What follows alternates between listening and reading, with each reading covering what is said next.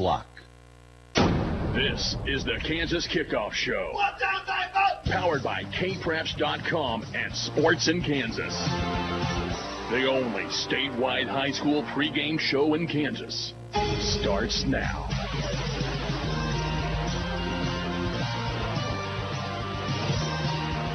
Good evening, football fans, and welcome to the Kansas Kickoff Show, powered by kpreps.com and Sports in Kansas, and presented by American Implement, Next Tech Wireless, the Sept Project, and Think Before You Post, along with Matt Gilmore from kpreps.com and Chet Copeland from Sports in Kansas, who is presented by Mammoth Sports Construction and Watco, as well as kpreps.com and Sports in Kansas contributor Connor Nickel. My name is Sean Boston, and it is a pleasure to have you along as we preview week number 2 of high school football season right here in the Sunflower State. Let's preview what is on tap for this evening's show. In our first segment, we will take a look back at week number 1, what stood out to both Chet Copeland as well as Matt Gilmore.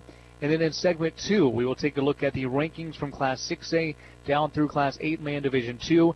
And in our third and final segment of tonight's show, we will take a look at some of the games to watch across the Sunflower State here in week number 2. So let's jump right into the show, and we will start with Matt Gilmore from kpreps.com. Matt, what stood out to you from week number 1? Well, looking back, it was a great week. I mean, it's exciting always just to get it kicked off and get things started, but some great matchups. You know, Blue Valley Northwest scores a couple of touchdowns in the fourth quarter to beat Blue Valley 35-21. Battle of ranked teams up there in the Eastern Kansas League. You know, we had a couple great games with Holton kicking a game-winning field goal from Matt Lear's second straight year. He's kicked a game-winning field goal to beat Nemaha Central. He does so on the very last play last week, and they beat Nemaha Central 25-24. You know, we had a 4 overtime affair between Concordia and Wamego. Concordia beat them 41-40 in 4 overtimes, and you'll remember from last fall, Sean, that those two played a 6 overtime game in basketball. So something going on between the Panthers and the Red Raiders. And then how about Shaden Soul from Hartford? It rushes for 494 yards and 12 touchdowns in their win over Maranatha. Hartford beats Maranatha 100-58. So you know, outstanding games, outstanding performances from week 1, and looking forward to week 2. And now Chet Copeland from Sports in Kansas. Chet, how about you? You know, guys, there were a lot of good games in week number 1 of the season. I was really following that Frontenac and Columbus game, the 2-day game. There were a lot of 2-day games, whether that was, of course, Monday finishing up from Friday or Saturday finishing up from Friday with weather in parts of Kansas. But Frontenac over Columbus really highlighted it to me. I thought that was a great win for the Frontenac Raiders. We've hyped up that defense quite a bit, so it was nice to see that win. And then as well as, you know, Bishop Carroll. You know, I think that they're a team to certainly circle on the west side. Picked up a very nice victory. But I think Pratt may be the biggest surprise of how they handled Hoisington, the Walton kid, out of the backfield for them. All of a sudden, we saw this a few years ago with Pratt. Is Pratt back? I know, of course, you know, Coach Holting coming over from Linden a couple of years ago. And, you know, this is a team that, since Travis Tice has been gone, they've not talked a lot about him. So is Pratt all of a sudden a team handling Hoisington? I know that they lost quite a bit from last year, but were some surprises around the state. And I really, you know, liked, you know, as Matt mentioned, Blue Valley Northwest, you know, obviously in Blue Valley last week, Clint Ryder's done a really nice job there as well. So just some crazy games around the state, but it's week 1, it's early. A lot can change over the course of the year. I really think that Olathe North is a team in 6A to keep a serious eye on. They're against Gardner-Edgerton this week. I think the 6A classification is very solid. I really like, you know, Junction City Manhattan game this week as well. Junction shut out Manhattan, or shut out Topeka High last week, and lost, you know, a lot of key players from a year ago. And Coach Zimmerman always just seems to reload there and always has some fine players. So we'll see what happens across the state. Certainly some surprises, but certainly some games that I was definitely impressed with from 1 week ago in week number 1 of the high school football season in Kansas. All right, we'll go ahead and take our first time out of tonight's show. When we return, we will take a look at the rankings again, starting with Class 6A, working down through 8-man Division 2, as we get you prepared for week number 2 of the high school football season right here in the Sunflower State. You're listening to the Kansas Kickoff Show. Here at American Implement, we're proud to be part of the communities we serve. And that's the reason we support local youth through scholastic activities like FFA, 4-H band, and sports. We firmly believe that the right activity can bring out the best qualities every child has to offer, and we wholeheartedly want to support and be involved with that. It's part of our responsibility as a good neighbor, and we're proud to call your community our home also. Fall is in the air, and so is a crisp new deal at Nextech Wireless. Loyal customers and newbies alike, trade in your tired old device, get a new phone on us. Stuck somewhere else? No worries. We'll pay off your contract so you're free to switch and free to choose your new free phone. So visit the right people with the right deals and get the best phone on the best network. It's time for something different. Nextech Wireless. Certain restrictions apply. See store for details. Seatbelts Are For Everyone is a proud partner of the Kansas Kickoff Show. Seatbelts are for everyone. When we do our safe observations at our school, almost everybody is on their phone.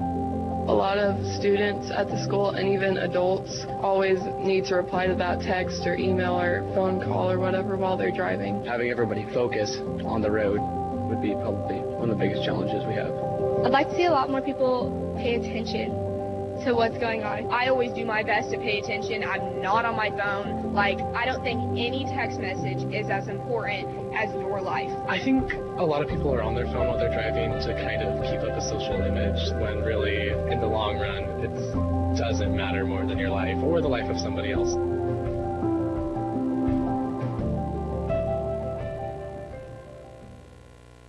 The Think Before You Post Power of Social Media Tour has been in over 160 schools in Kansas. The message is great to talk about social media etiquette, viral posting, digital citizenship, online reputation, online criminal activity, texting and driving, and positives and negatives of social media. Book today at sportsinkansas@gmail.com in over 160 schools in Kansas. The Think Before You Post Power of Social Media Tour is powered by Mammoth Horse Construction, Nextech Wireless, Seatbelts Are For Everyone, and Watco. All across the country, people are coming together to speed up what we can learn about health.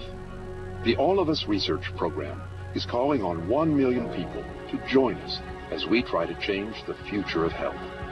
For your family, for future generations, for all of us. Visit joinallofus.org and find out how you can become one in a million.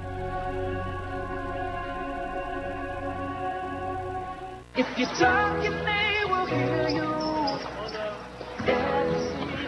Why are we getting killed like this? Kyle's not here. Got caught drinking beer in the park a couple of nights ago. Really? Yeah. 0 tolerance. He's out for the season. Harsh. Hey, he knew not to drink. We've made that clear to all of our kids, right? No, not really. Bill, if we don't tell them what we expect and why they shouldn't drink, how are they going to know? Talk. They hear you. For more information, visit underagedrinking.samhsa.gov. The Kansas State Fair is right around the corner, and we couldn't be more excited. Finally, delicious fair food, rides, music, and remarkably low prices on all of our spas, grills, and outdoor furniture. Come see Pools Plus this year at the Kansas State Fair, September 10th through the 19th. Come take advantage of the savings. Give the professionals at Pools Plus a call to schedule your pool closing. Our schedule is filling up fast.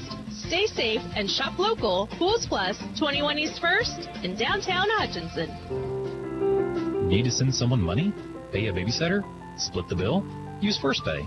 It is the person-to-person payment option located right inside your online banking app. There is no need to download an additional application. It is simple, safe, and secure. We're first for you. Visit fnbhutch.bank to learn more, or click on your First National Bank app to get started. You can also stop into a location nearest you, and we're happy to help. First National Bank of Hutchinson, member FDIC, equal housing lender. Welcome back to the Kansas Kickoff Show, powered by kpreps.com and Sports in Kansas. Back here on the Kansas Kickoff Show, again powered by kpreps.com and Sports in Kansas, and presented by American Implement, Nextech Wireless, The Safe Project, and Think Before You Post.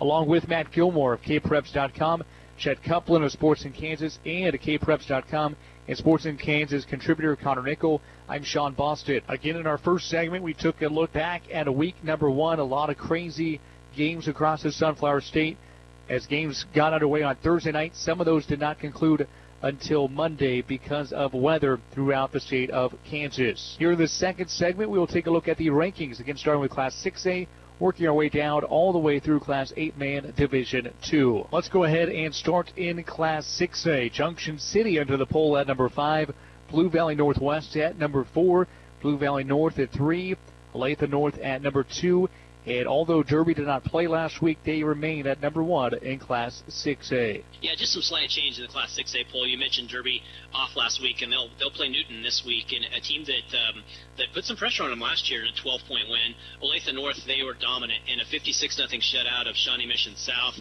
You expected the Eagles to roll, and they did. Blue Valley North, and we talked last week about how impressive they were on last Thursday night, beating Miege 51-24, and Henry Martin with just a huge game, 360 yards passing, 6 touchdowns in that one. You know, mentioned in the open, Blue Valley Northwest, an impressive 35-21 win over Blue Valley.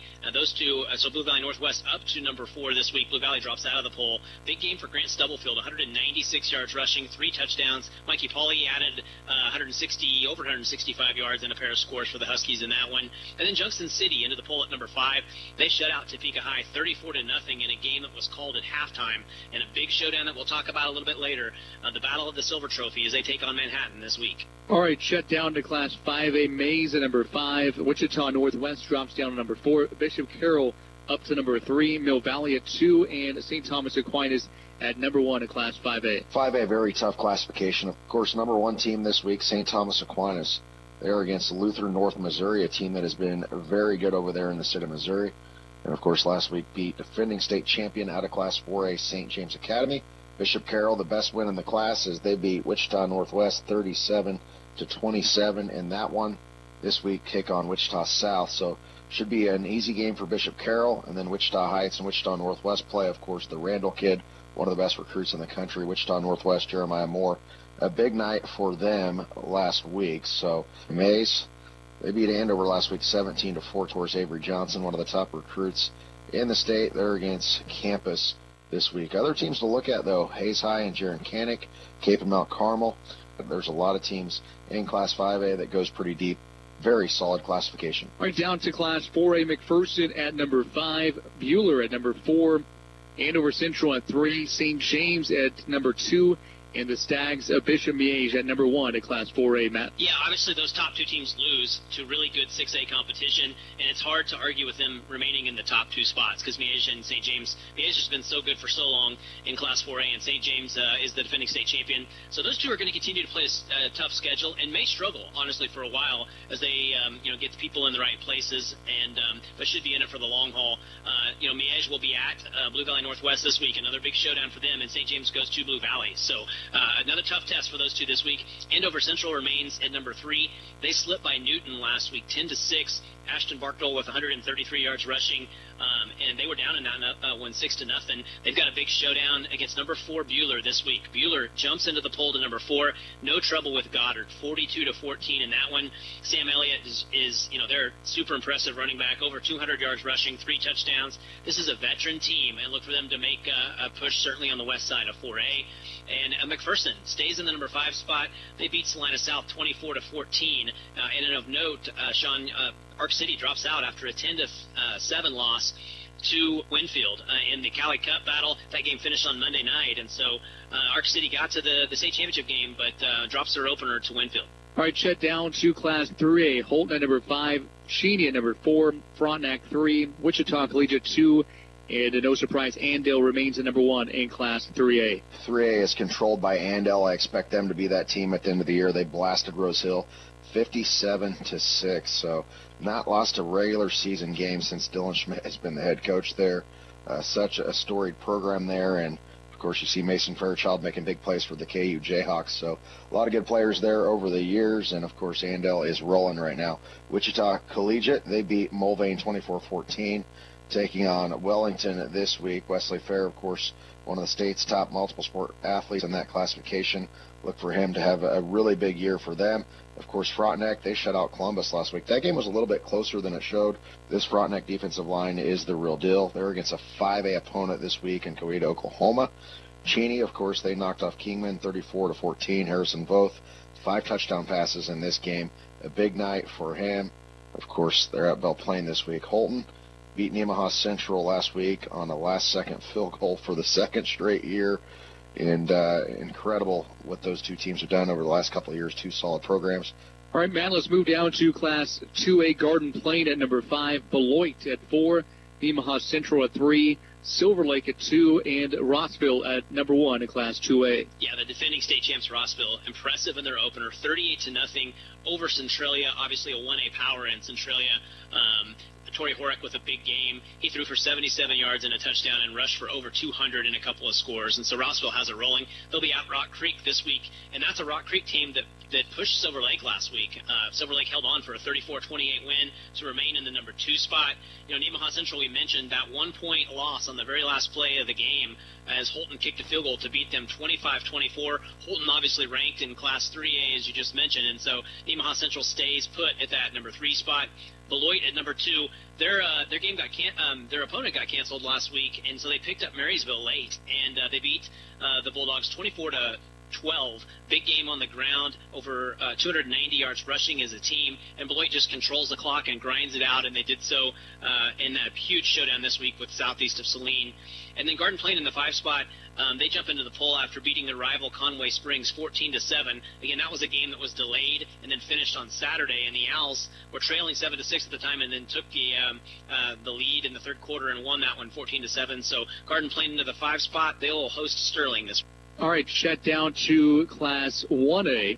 As we look at it, Plainville at number 5, Sedgwick at number 4, Inman at 3, Smith Center at 2, and Olpe still at number 1 in Class 1A. You know, I think everybody else is playing for second here. I hate to say that early, but I feel that way right now. But that could change, but I think the Olpe Eagles are the real deal. Of course, beat Ellenwood. They play Central Heights at Detweiler Canada. Big game for them.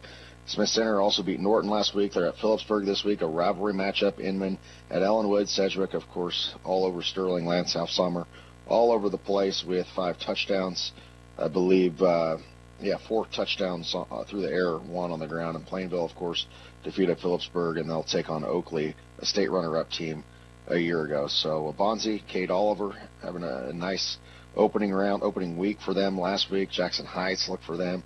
Centralia, I know they lost big to Rossville, but still, it's Centralia. So Class 1A, not as deep, but there still are some teams at the top. All right, Matt, down to 8-man Division 1, Hill City at number 5, Leota Wichita County at number 4, Canton Galva 3, Madison 2, and Little River remains at number 1 in Class 8-man 1. Yeah, very little separation in the top 3 here. Little River, the defending state champs, 62-6. They open over Peabody. And we mentioned, Little River has the entire line back, but they were having to replace skill kids, and Rylan Conan stepped in for 113 yards. Grant Stevens, 2 rushing touchdowns as well, and so the Redskins have it rolling. Big showdown with Clifton Clyde this week, and we'll talk about that in just a little bit. Madison in the 2 spot, they had a big showdown with Burlingame, their Lyon County League rival, canceled and replaced that with Harrington to open up, and the Bulldogs win it 52-6. Casey Helm with a big day, passing 120 yards and a pair of scores, and Bryson Turner is going to be a standout for them this year out of the backfield. Canton Galva in the 3 spot. This is a game we talked about last week. They handled Gossel 56-8.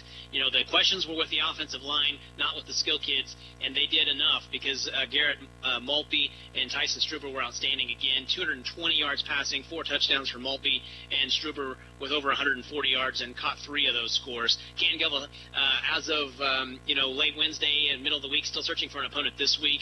And maybe the story of last week in 8-man was Leota Wichita County. They hammer number 4 Hoxie 56-6, and this is a team in Leota Wichita County that had graduated basically all of their skill last year and all their standout players. But Eric Hermosillo stepped in. Previously a starter on defense, stepped in at quarterback and had a huge game, 238 yards rushing, 4 touchdowns, and they not only beat Hoxie, they handled them by 50 points, and they will play Trigo this week. And then Hill City in that 5 spot, a good win over a quality Osborne team that was ranked last week in 8-man Division 2. Hill City wins at 28-6, and they will have a challenge at Ness City this week. All right, Chet, in our last classification, 8-man Division 2, Frankfort at number 5, Axtell at number 4, Thunder Ridge at 3, number 2 is Victoria, and Hanover at number 1 in 8-man Division. 8-man Division 2, maybe not as deep as 8-man Division 1, but you got to think of Hanover. They're at Onega this week. Of course, Emmett Juneman one of the top players returning. They lost a lot from last year, but they'll still be in the conversation to pick up another state title, and their coach Hoyer does such a nice job beating Pike Valley last week 44-0. Victoria over La Crosse 52-26. Those are two solid programs in close proximity going at it. Of course, La Crosse, a long-time 11-man program, made the switch not too long ago down to the 8-man ranks. Victoria, of course, Nate Wendell's a big night, as well as Grant Schoenrock, who was expected to be an all-state type of player this year for them. Thunder Ridge all over Stockton last week. Axtell beat Wheatland Grinnell 62-16 last week, and one of the headline matchups in 8-man. So Isaac Detweiler, of course, a player that was a wide receiver as a freshman quarterback last year after taking over from Quinn Busing, who led them to a state runner-up a couple years ago. And Frankfort, I feel like, is a dark horse team, and they like to play in that underdog role. Not a lot of people were giving them a lot of credit coming into the season, and I was actually there last week, and, that was bulletin board material for them. So a nice win for them over Washington County, 60-34 last week. So we'll see what happens there. Coach Anderson does a nice job there with the Frankfort Wildcats, who play at Wetmore this week in 8-man Division II. All right, thank you very much, gentlemen. That was, again, the rankings from Class 6A all the way down through Class 8-man Division II. We will step aside for our second and final timeout. When we return, we will take a look at some of the games to watch across the state as we get you ready for week number 2 of the high school football season right here in the Sunflower State. You're tuned in to the Kansas Kickoff Show. The Kansas State Fair is right around the corner, and we couldn't be more excited. Finally, delicious fair food, rides, music, and remarkably low prices on all of our spas, grills, and outdoor furniture. Come see Pools Plus this year at the Kansas State Fair, September 10th through the 19th. Come take advantage of the savings. Give the professionals at Pools Plus a call to schedule your pool closing. Our schedule is filling up fast. Stay safe and shop local. Pools Plus, 21 East 1st in downtown Hutchinson. Need to send someone money? Pay a babysitter? Split the bill? Use First Pay. It is the person-to-person payment option located right inside your online banking app. There is no need to download an additional application. It is simple, safe, and secure. We're first for you. Visit fnbhutch.bank to learn more, or click on your First National Bank app to get started.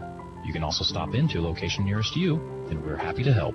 First National Bank of Hutchinson, member FDIC, equal housing lender. Welcome back to the Kansas Kickoff Show, powered by kpreps.com and Sports in Kansas.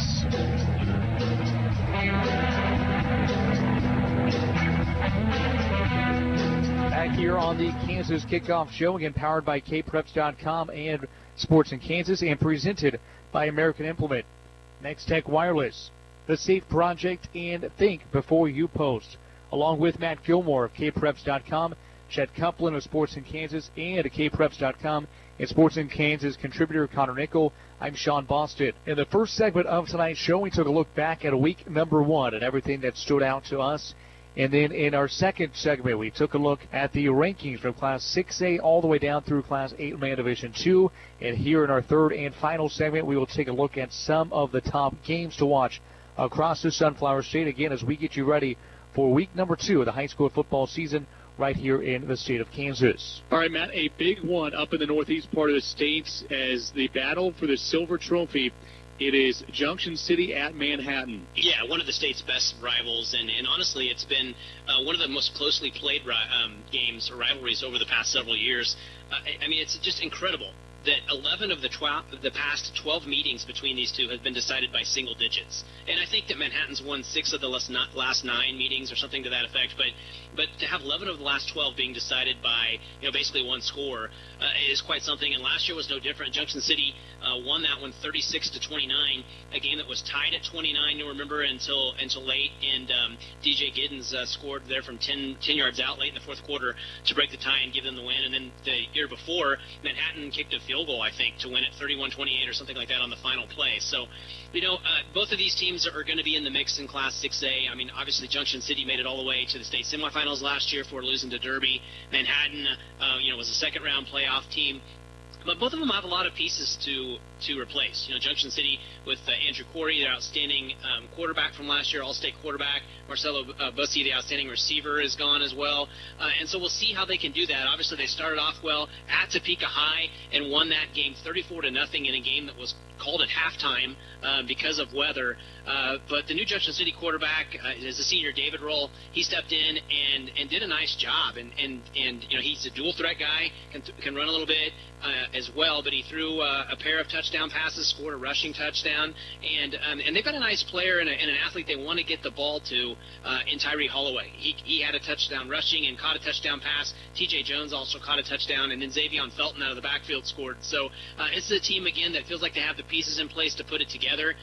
You look at Manhattan, they went all the way out west to Garden City, and I know they dealt with some delays as well, but they won 21-6 over the Buffaloes. Keenan Sharts rushed for over 160 yards and 2 touchdowns in that win, and then Vinny Smith, who was big in this meeting last year, he had over 80 yards and a touchdown and over 20 carries. So appears to be a workhorse for the Indians as well. So I think this is going to be another great game. Maybe a slight edge to Junction City, although having only played a half last week, they're still probably trying to find out some roles. But they may have a little bit more back. But this thing at Manhattan, you never know. But it should be another close one. Chet's a big one in the AVCTL as unbeaten Buhler travels to unbeaten Andover Central. I said last year that the 4A West was probably as wide open as it's ever been, and sure enough, Arc City was the team that played for a state title.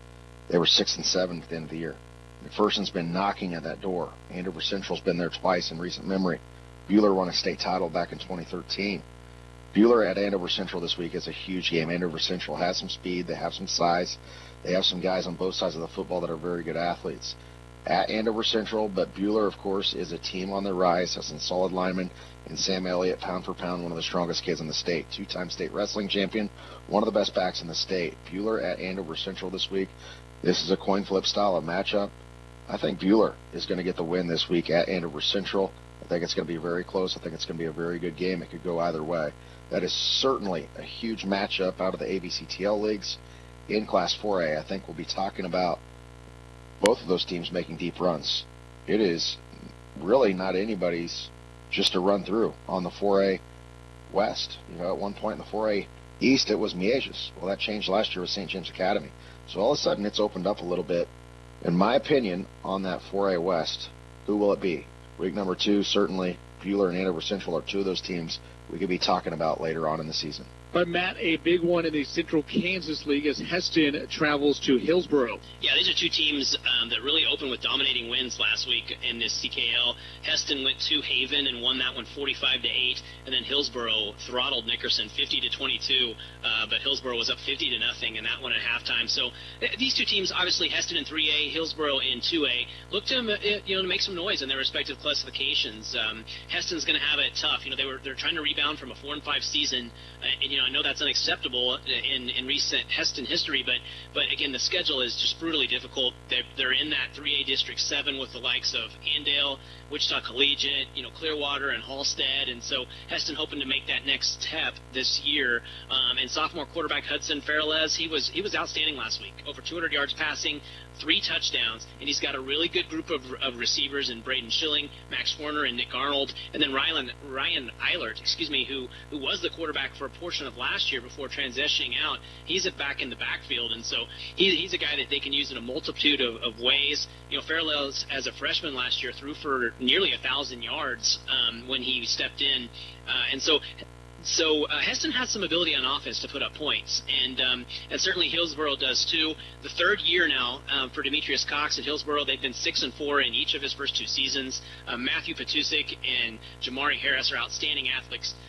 Patusik's been a starter there for, it seems like, at least 3 years, if not forever, and he's just a great player. I mean, nearly 1,500 yards passing, 19 touchdowns last year. He's a threat to run as well with over 800 yards and 4 more scores, and he's also kind of the spearhead of that secondary that's extremely experienced as well. I mentioned Jamari Harris. He had over 100 yards rushing and 3 touchdowns last week on just 3 carries. So, these are 2 teams that really can put the points on the board. It was an outstanding game last year with Heston winning 44-39, and really the key could be that passing attack of Heston against that experienced secondary of Hillsboro. And as always, these things are going to be won up front anyway. But it'll be interesting to see here. 2 outstanding teams. I look for a close one, maybe a slight edge to Hillsboro at home, but it should be a great game. That will conclude this week's edition of the Kansas Kickoff Show. Special thanks to Matt Gilmore of KPreps.com, Chet Copeland from Sports in Kansas and KPreps.com, and Sports in Kansas contributor Connor Nickel. Also thanks to our great sponsors, American Implement, Next Tech Wireless, The Safe Project, and Think Before You Post. Special thanks to all of the radio stations carrying this program every Friday night across the state. I'm Sean Boston saying so long and enjoy week 2 of the high school football season right here in the Sunflower State. You've been listening to the Kansas Kickoff Show. You've been listening to the Kansas Kickoff Show, powered by KPreps.com and Sports in Kansas.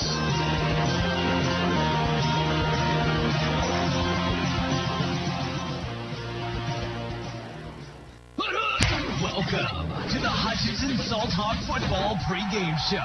We'll give you the ins and outs of tonight's game, plus lots of other useful or useless information. It's all in how you look at it. Now, settle back and get set to enjoy this week's Hutchinson Salt Hawk Football pregame show. Welcome to Salt Hawk Football pregame show, brought to you by the Medicine Shop in Hutchinson at Little White Castle at 14th and Main. The Medicine Shop. They do such a great job. They'll deliver your pharmaceuticals for you. They'll give you consultation. They'll help you with their Medicaid Part D, what program is the best for your medications. They'll plug it into a computer. They'll tell you all about it. Rick Stone and the gang do a great job. I'm your host, Glenn Grunwald, joined by Dan Nacarado, my co-host, Dan Nacarado, and here we are, another beautiful night at Gowan Stadium. It's a great night for football. It really is, as Garden City comes to town. So here we have the Buffaloes, which are coached by a young man that is very familiar with Hutchinson. He coached here with the community college a long time ago. When I first came, this is my 24th year with Eagle Radio here in Hutchinson. Of course, for a long time I did just the Blue Dragons, but I joined Rusty and you several years ago to help out with the high school as well, and I've taken over those reins the last 3 seasons. Brian Hill was one of the assistant coaches way back a long time ago when I was here. Then he went to Garden City Community College, and now he's been at the high school for some time. Very familiar gentleman. He does a nice job. Coach Hill's a good man. He's in his 12th season as the head coach at Garden City High School.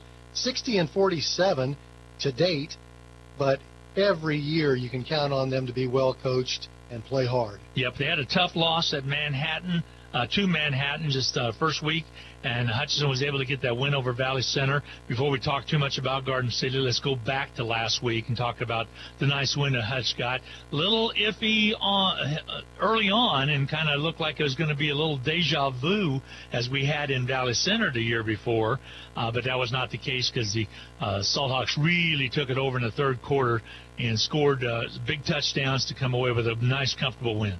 It was a tough first half of action. Both teams trading punches. Ended up just 7-6 going into the locker room at halftime. And then you're right, Glenn, in that third quarter, the Hutchinson Salt Hawks played as well as a high school team can possibly play on both offense and defense. There were so many players to be impressed with. Of course, Noah Kokar did a wonderful job. He was our bringing home the bacon player of the game on the offensive side. Hogan had a good game, 102 yards and several touchdowns. Zach's going to be called on to play really hard each and every week, but I thought Noah looked pretty comfortable at that quarterback spot. You were impressed with Hernandez. I was impressed with Hernandez, and you were impressed with Zion Grissom. That did a Burgess. good. Yeah, Burgess did a good job at that other slot, and we're pretty young back there. We got a senior, junior, and 2 sophomores, the primarily offensive players for Hutchinson. When you look at this 2021 Hutchinson backfield, it is fast. Everybody in that backfield can run, and if they get a little bit of daylight, all of those running backs are capable of going for long, big-time gains that will certainly make the highlight reels.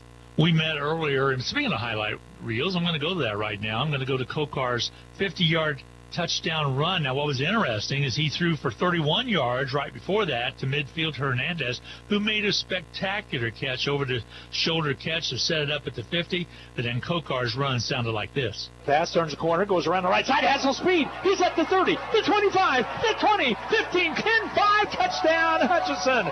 Kokar from 50 yards out puts 6 on the board. It's 13-6, Hutch on top. And Noah Kokar was off to the races on that one. Once he got, I was worried that he wasn't going to get the corner turned at about the 30, but they picked up a little block out there, just enough to hold, retain the defensive man, and boy, he was off. And you're not going to catch Noah Kokar when he gets a foot or 2 feet on you, as with those afterburners he kicks in. He is definitely fast. He can outrun just about anybody, and he changes direction so well. He's a tough guy to bring down in the open field. That was actually the first possession of the third quarter, coming out of the locker room after halftime, struggled in the first half, and first down from the 20, actually lost a yard. Very next play, as you indicated, was that nice 31-yard pass completion down the middle of the field, kind of on the left hash, and then Kokar busted that one for a 50-yard touchdown, and the Salthawks never looked back. Hogan had a couple good runs as well, long runs, and then also, of course, powered it in and got it done. And like I said, everybody just really did a nice job. Defensively, we really stepped it up. Mike's pretty proud of his defense. Coach Vernon's who I'm referring to. He's really happy with how his defense is coming to play. I was impressed with Nolan Cunningham. And then, of course, Hackney had a couple big hits. And Hackney had one that sent the Valley Center kid to the moon just about. He just stopped dead in his tracks, and he, along with several other players on defense, are going to be fun to watch this year. Aaron Jefferson lines up right across from the other team's center, and that guy can plug both gaps on both sides of the center just by himself. He's very strong, and he played a very good game at that nose guard position for Hutchinson. But really, the entire defense was spectacular. They gave up a grand total of 39 yards on 35 plays. And when you go back and say that again. They gave up, Hutchinson's defense under Coach Scott Yanis gave up a total of 39 yards on 35 snaps. Absolutely amazing. That's really doing well. Negative yardage in the third quarter. That's right. I think it was negative 5 yards in the third quarter. Cameron Kaufman is a good player for Valley Center. He's a good quality tailback. He ended the game 18 carries for 12 yards. And, folks, most of that was late when we had reserves in there, and he was able to get a couple plays that kind of put some positive yardage on the board for him. But he's a good running back. You're right, that defense was just spectacular. So we're going to take a break and come back and talk about this week's opponent again in Garden City. We've kind of touched on it a little bit. We'll come back and dig a little deeper and talk about Garden City, the foe for the Salthawks tonight. We'll be back with more right after this. With Hutch Drugs closure, the medicine shop has been busy accommodating many of their customers. Whether you're a former Hutch Drug customer or a customer at another drugstore, the medicine shop works hard to provide a smooth transition when transferring your medications. Let us know and we can transfer your entire prescription profile. The medicine shop has several knowledgeable pharmacists and technicians to make your drugstore experience pleasant. Call or come by the Hutchinson Medicine Shop to make the Medicine Shop your pharmacy. The Medicine Shop in Midtown Hutch. Hutchinson High School sports is on air thanks to these outstanding Salthawk boosters. The Medicine Shop, Portfolio Recovery Associates, Hayden's & Co. Salon and Beyond, American Family Insurance Agent Travis Rodenbaugh, APAC Shears, Pools Plus, First National Bank, Next Tech Wireless, the Summit of Hutchinson with Doctors Lowen and Severud, Prairie Star Health Center, Ashcraft Pharmacy, Axel's Taxi, and Edward Jones Financial Advisor William Thacker. Thanks for listening. Welcome back to the Salthawk Football Pregame Show. Segment 2 of this week is week number 2. We take on the Garden City, again, the Buffaloes as they come to town. And we already talked a little bit about Brian Hill and his tie to Hutchinson, and also you gave his record. That's a pretty good record over a few years. He's been there for a few years now. Did you say 60 wins was we call him? Yes, that's correct. Coach Hill has 60 wins, and this is his 12th season. They've struggled a little bit the last few years on wins and losses. 2018 they went 2-7. 2019 2-7. Last year 3-6, and off to an 0-1 start this year in 2021. Yeah. So if you look back before 2010 through 2017, they had winning seasons. That's where they had year. Success. They play in that tough WAC league that includes Liberal and Dodge and also Hayes. That's a tough league. Hayes is pretty good this year. We'll talk about them on another time. But they play in that tough WAC league, of which usually Garden City is the only one we meet until maybe a possible playoff. situation. But they got a brand new school out there. It's a really nice school. It's a few years old now, but it is really, really, really nice. And they got a nice new facility as well. I remember when they played down at the old, they would go east and west down which probably is the middle school or junior high now. And this one is out by the bypass. You hear the trucks flying by, and this is a nice area out there. Plenty of parking and a good facility. It's a beautiful venue to play high school football, and we're always glad to go there, but it's kind of nice staying right here at Gowan Stadium tonight. There's something special about Gowan Stadium, and it's certainly a lot shorter road trip for all of us fans to watch Salthawk football. Exactly, and that makes a big difference because we know how far that was. And it seems to me like we went out there 2 straight years in a row, the way the schedule kind of shook out. Nice to have them come from Garden City to us. It is. It's always fun to have home games. We want to take advantage of that opportunity. And the last few years, the games between Garden City and Hutchinson have been tight. When you look back, 2018, Hutchinson prevailed 28-24. 2019, Hutchinson 21-12. And last year, oh my gosh, what an exciting football game at Garden City last year. Hutchinson held on for the win, 21-20. Yeah, Hutch got some big touchdowns. Barlow had a big 40-plus yard touchdown that was huge. Peterson had a huge catch right before halftime for a TD. Miles Thompson was outstanding. Hauver came in out of the linebacker spot and had to play fullback. McEwen was kind of banged up a little bit and took it right down the field and probably would have scored except for Miles Thompson audibled and took it in himself right there. But then the defense had to really step up, and Mike Vernon thought he might have made a mistake by having Hauver carry the ball so many times because he kind of gassed his linebacker, and he really needed him defensively for the stop. But it was exciting. They took it down the field, and Hutch got the stops when they needed to get the stops. Defensive secondary was outstanding. Took it over on downs and came away with the win. You're exactly right. Jalen Barlow had a very impressive game, 9 carries for 115 yards and a 45-yard touchdown run that you mentioned. And that was on a 4th down play. Exactly. Where I think it was 4th and 2, and Jalen Barlow took it up the middle and sprinted to the end zone for a 45-yard touchdown. You talked about Jack Hauver. He carried the ball 6 consecutive plays from the fullback position on that drive in the second half to give Hutchinson a little bit of a cushion there, a little bit of breathing room, and take the lead. And if I remember right, Stephon Hunter had a big breakup late in that ball game in the secondary that was absolutely huge. Miles Thompson, you mentioned him. He passed the ball really well that game. He went 10 of 18, 1 touchdown, no interceptions, 124 yards. That's anytime you complete 10 passes in a game for the Hutchinson Salthawks, that's a rarity because usually Hutchinson doesn't pass the ball more than 4 or 5 times a game. That was the first of many kind of really exciting winning in the last minute of play defensively that the Salthawks had last year, and that was just really special. But this is a different year, and this, again, what we do know about Garden City, they've switched their offense up a little bit, and talk about that a little bit because they're also going with the flex bone, and that's a hard offense to learn. We've said many times over the season last year at how amazing it was that Miles Thompson was able to master running the flexbone offense as fast as he did. That is rare. Matter of fact, he picked up on it faster than any player I've ever seen, and he did it so well. The reason it's a challenge is the quarterback has to make split-second decisions as to whether to hand the ball off, keep the ball, or pitch the ball. And usually teams that try to run the flexbone for the first time, it takes more than a season to get to the point where your players get really good at it. There are so many nuances to that option offense.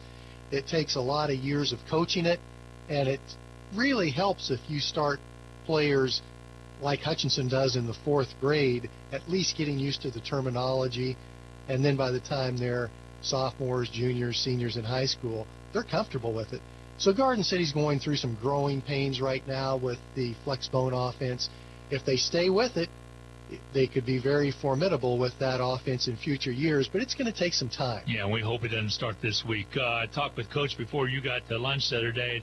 I asked him, what do you think about Garden City? He says they're big and they're fast. And here's the other thing he says, they scare me. Well, their defense is especially really impressive. And when you look back at the games that Hutchinson and Garden City have played for the last 3 or 4 years, it's always been tough to move the ball against Garden City's defense because, as you quoted Mike Vernon on, they're big and they're strong and they're fast.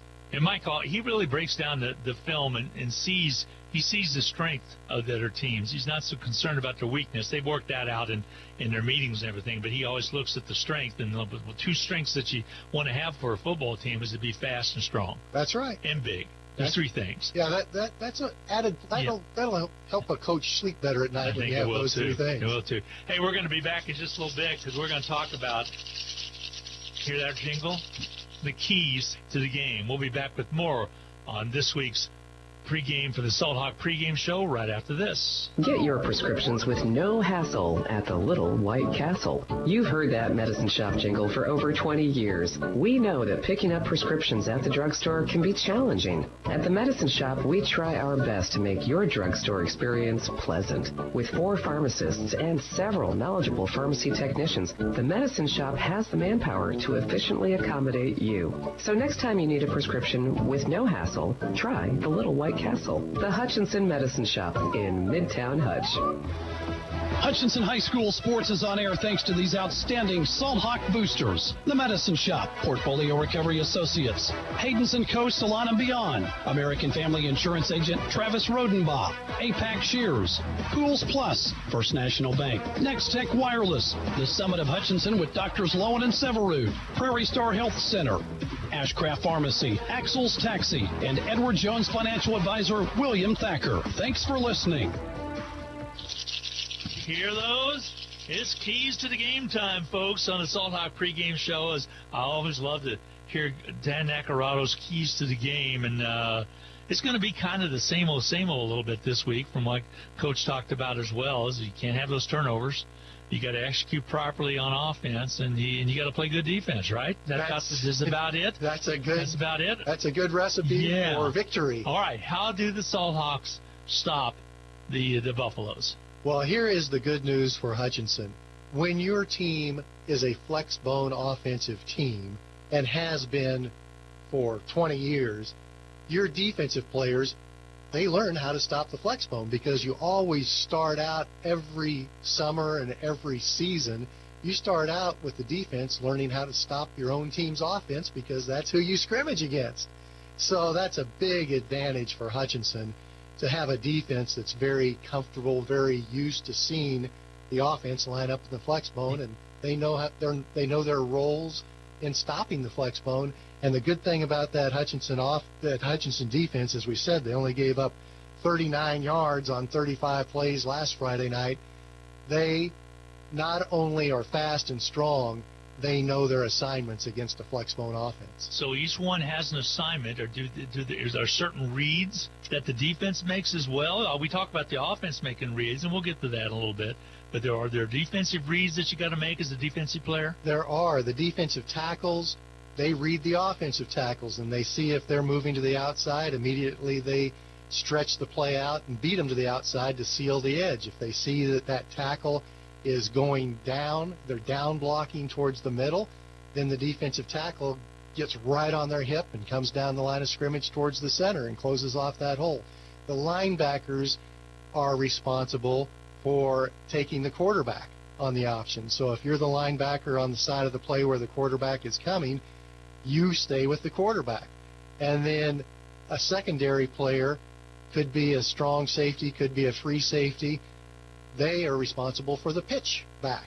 And everybody's got to do their job. And fortunately for the Salt Hawks, they're good open field tacklers, and they're fast, and they'll do a great job of shutting down that Garden City offense, I have a feeling, tonight.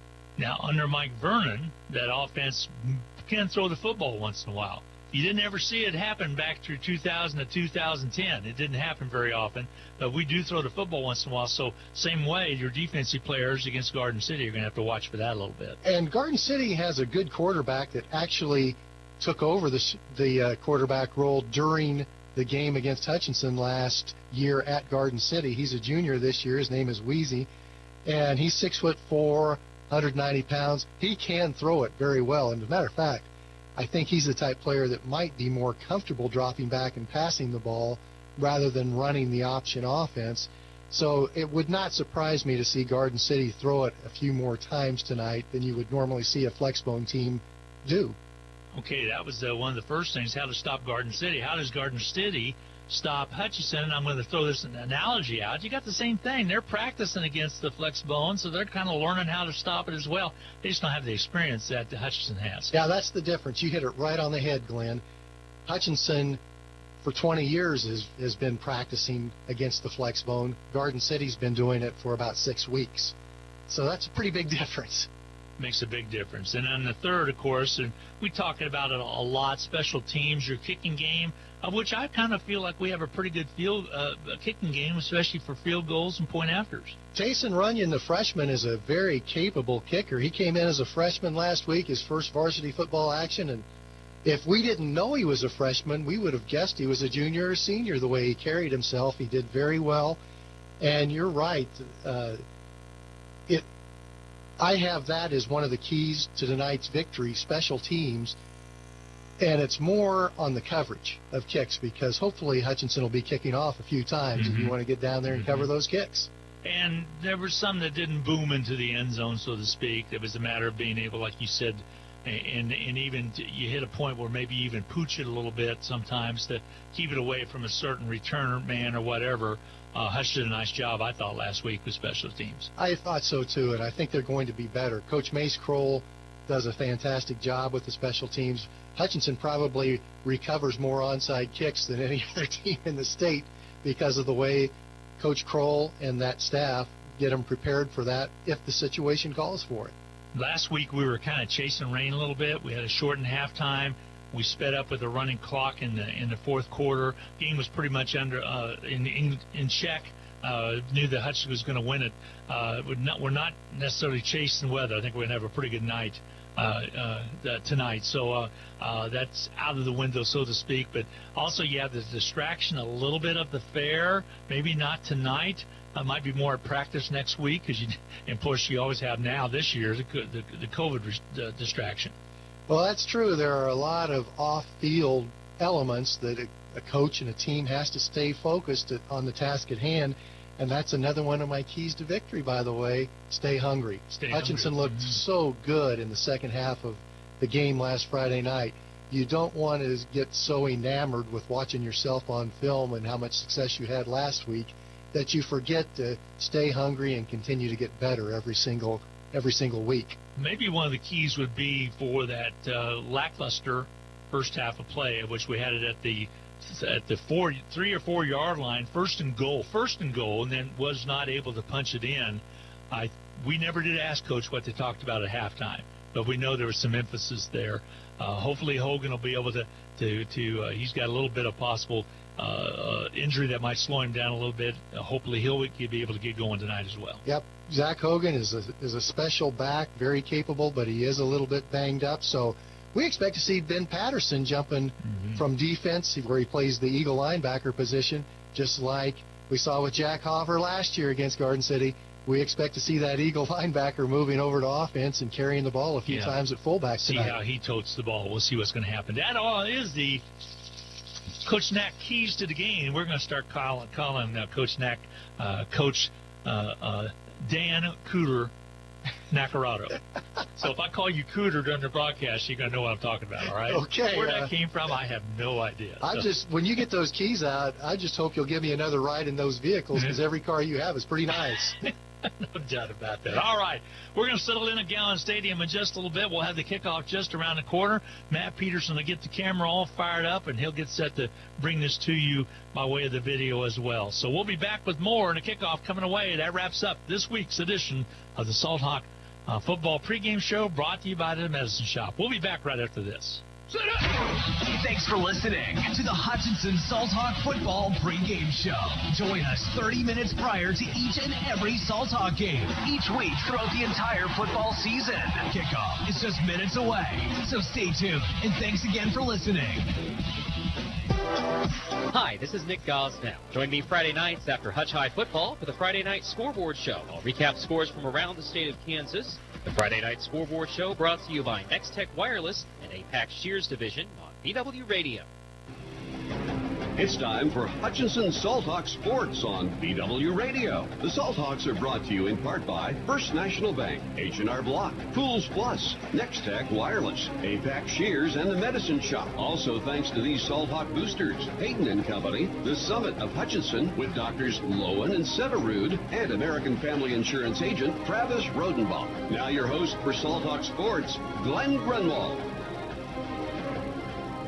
Hey, thanks a lot, everybody, and welcome to Gowan Stadium. I'm Glenn Grunwald, joined by Dan Nacarado and Matt Peterson, and we're set for some Salt Hawk football as Garden City comes to town. Last year's game was, as they say out west, a humdinger, 21-20. Hutchinson won that one. We expect a good matchup tonight, and it is a beautiful night. 89 degrees game time temperature. The high today was 92, so it's cooled off just a little bit, but the shadows are starting to set across Gowan Stadium, and it's going to be a good night for football. A great night for football, Glenn. I stand corrected, and it will be. So Dan always giving us a great night for football, and it should be. This should be a nice matchup. Talked with Coach the other day at lunch, and he says, they scare me. He flat said Garden City scares him, and he's talking about how big they are, how fast they are. Primarily, he's talking about the defense. But I'll tell you what, that offense for Hutchinson does a very, very, very good job. And we saw that last week, especially in the third quarter, where they piled up a bunch of yards, close to 300 in the third quarter alone. And the defense for Hutchinson stepped up against Valley Center. And we had some big plays. Hogan ripped off a couple of pretty good plays along with Kokar. And looking forward to some things for those young men as well as Hernandez and also out there Burgess. That's right. It was a fun night a week ago, especially that third quarter when the Hutchinson Salt Hawks were so perfect on offense and defense throughout the entire third quarter. Outscored Valley Center 21-0 in that third quarter, and just did it in impressive fashion. Did it quickly in the third quarter as well. Want to quickly just please ask for fans to keep Mike Kinney and his family in your thoughts and prayers. Mike passed away unexpectedly on September 1st. He had his funeral today at Trinity Methodist Church.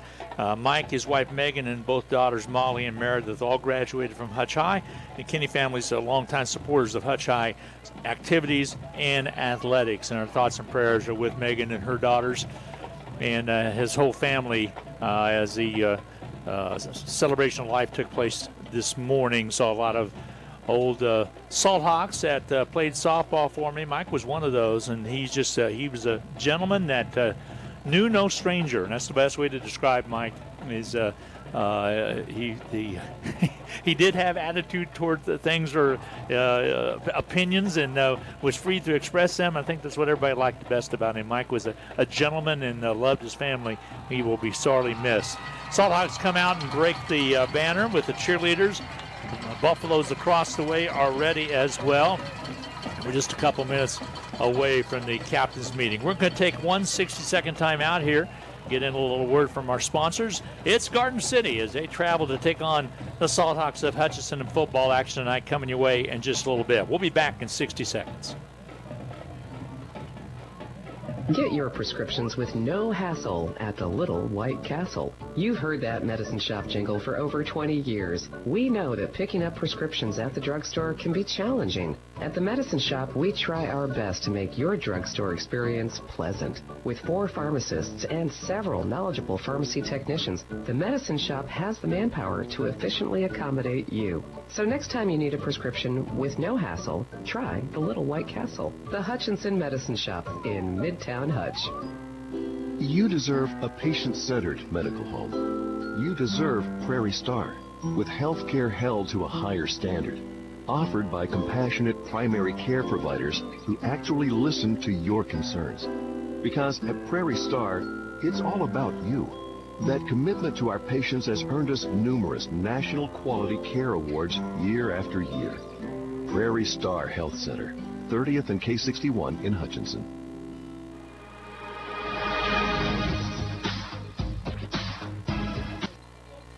Welcome back to Gowan Stadium. The captain's meeting at the middle of the field And we'll see who has won the toss. Looks like Hutchinson might have won and possibly will defer. Yes, they will, and they will defer to the second half. So that means Garden City will receive the football. They'll defend the goal to our right, the south goal of the end zone, as this is a north and south field.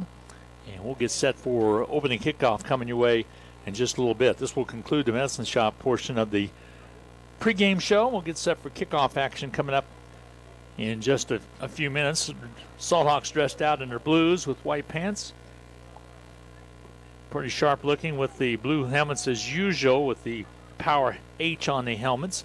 Garden City in there would be dressed out in all white with white helmets as well. So it'll be a good contrast tonight if you're watching the live stream. And where can folks find that? They can find that at hutchpost.com, or you can go to YouTube, the YouTube channel, and type in Hutch Post, and you'll be able to find it there. It's also on Facebook, on the Salthawk Sports Network on Facebook as well. So several different places that you can find that. And we want to welcome everybody in that's in for the Kansas State Fair, as they are in attendance tonight. It opened today at 11 o'clock, and people are starting to bustle a little bit. We had the morning show from KWW on there this morning. It'll be on again at 7 o'clock coming up on next Monday morning. So we'll be all week long, Monday, Tuesday through all the way through Friday.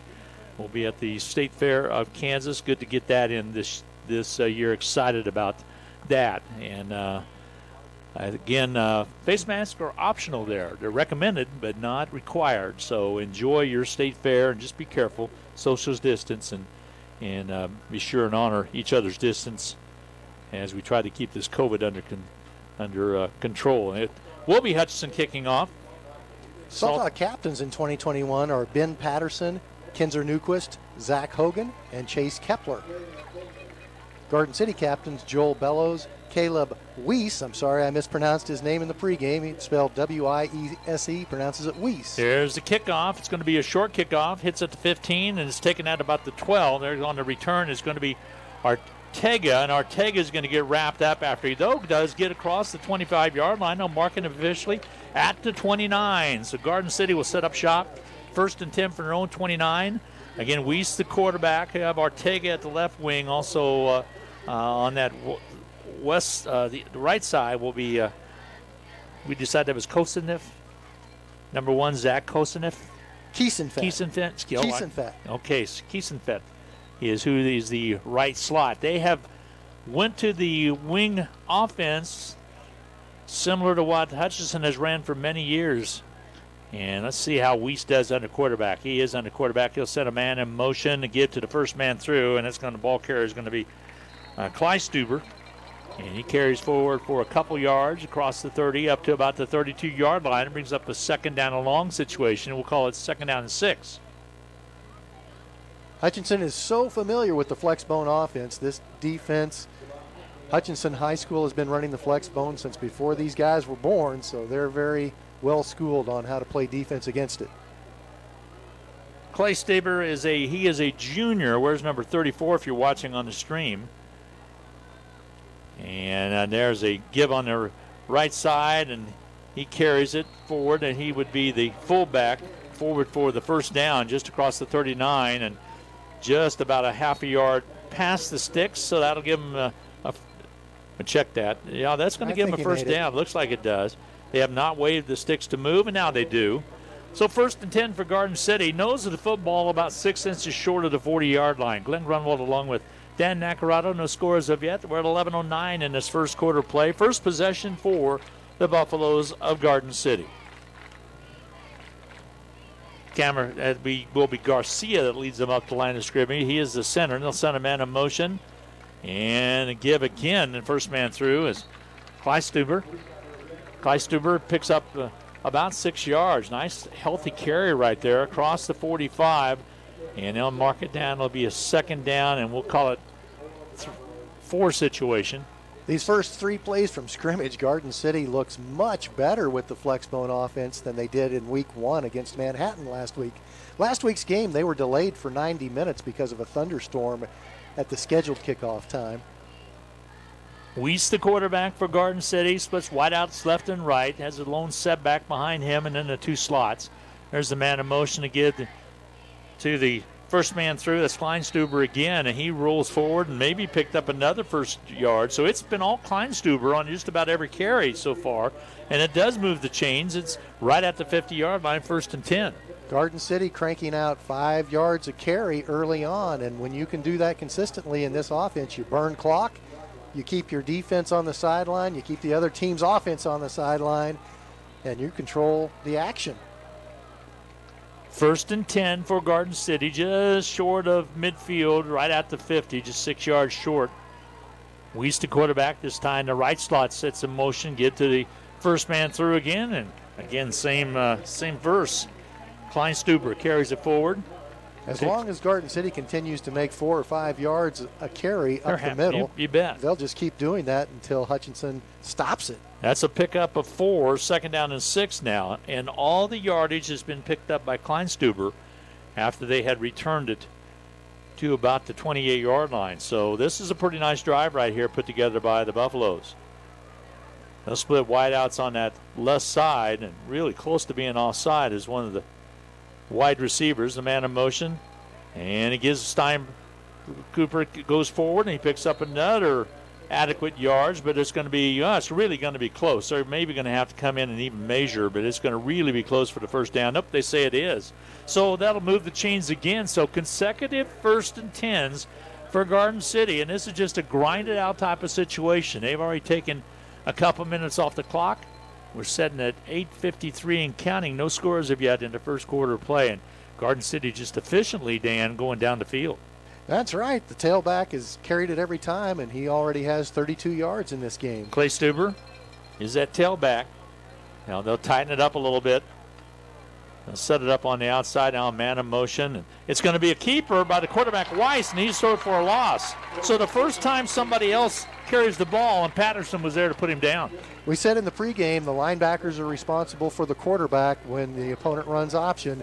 That was Ben Patterson, showing every linebacker in America how it's supposed to be done. Ben Patterson, 6'1", 184, good size, good speed for a linebacker. Wears number 10 in the blue. And right now, 2nd down and 11. So the first time at the quarterback, that would be Caleb Weiss, who is a junior, carries the ball. He's thrown for yardage, loss of 1. He'll be up under center again. Not a bad idea to give Kleinstuber a little bit of a rest. And now they turn and give it to Kleinstuber, and he gets it that yard back that Weiss lost and picks up about 3 more. It'll be up to about the 37-yard line. It'll be a pickup of about 4 on the play. 3rd down and 7 will be the call. So a key 3rd down coming up right here defensively for Hutchinson to see if they can throw a little bit of a different stunt on that offensive line for Garden City, because Garden City's been moving it. Let's see how Hutchinson does up there with Aaron Jefferson and Griffin Cook and a couple other guys up front. Garden City is probably in 4-down territory if they don't pick up the first down on this play. 3rd down and 7.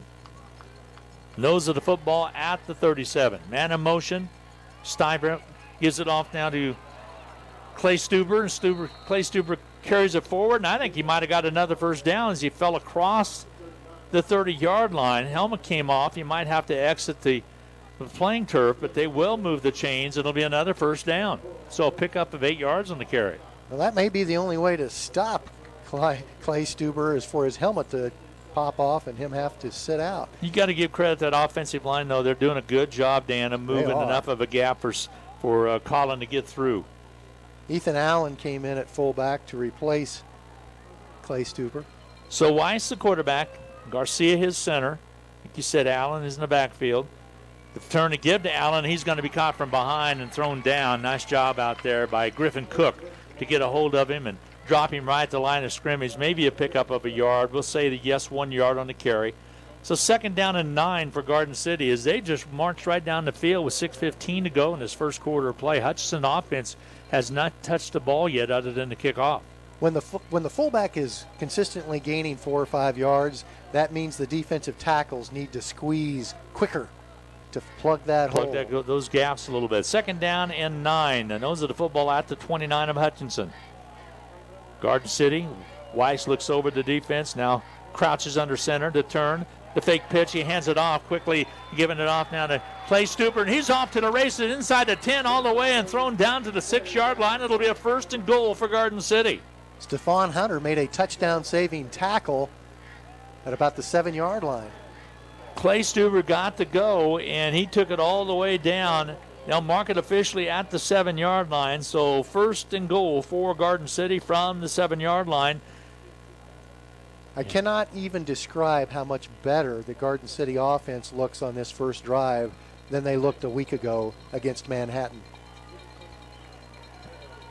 They're outside the right hash mark with the football. 1st and goal situation from the 7. Weiss, the quarterback for Garden City. Man in motion. Turn, Clay Stuber. Stuber keeps it up underneath and goes across the 5 down to the 4 to the 3-yard line. So 2nd down and goal from the 3 for Garden City. Coach Brian Hill in his 12th year just decided to go to the flexbone offense this season, and what great strides the team has made with it from a week ago. You could play a little dipsy doodle here if you wanted to, but I got a feeling Clay Stuber that they're going to call his number because he's got him down there. With the exception of one other offensive play, he's been all for Garden City. Each play has went to him and has consistently been 5 and 6 yards picked up. Man in motion for Garden City.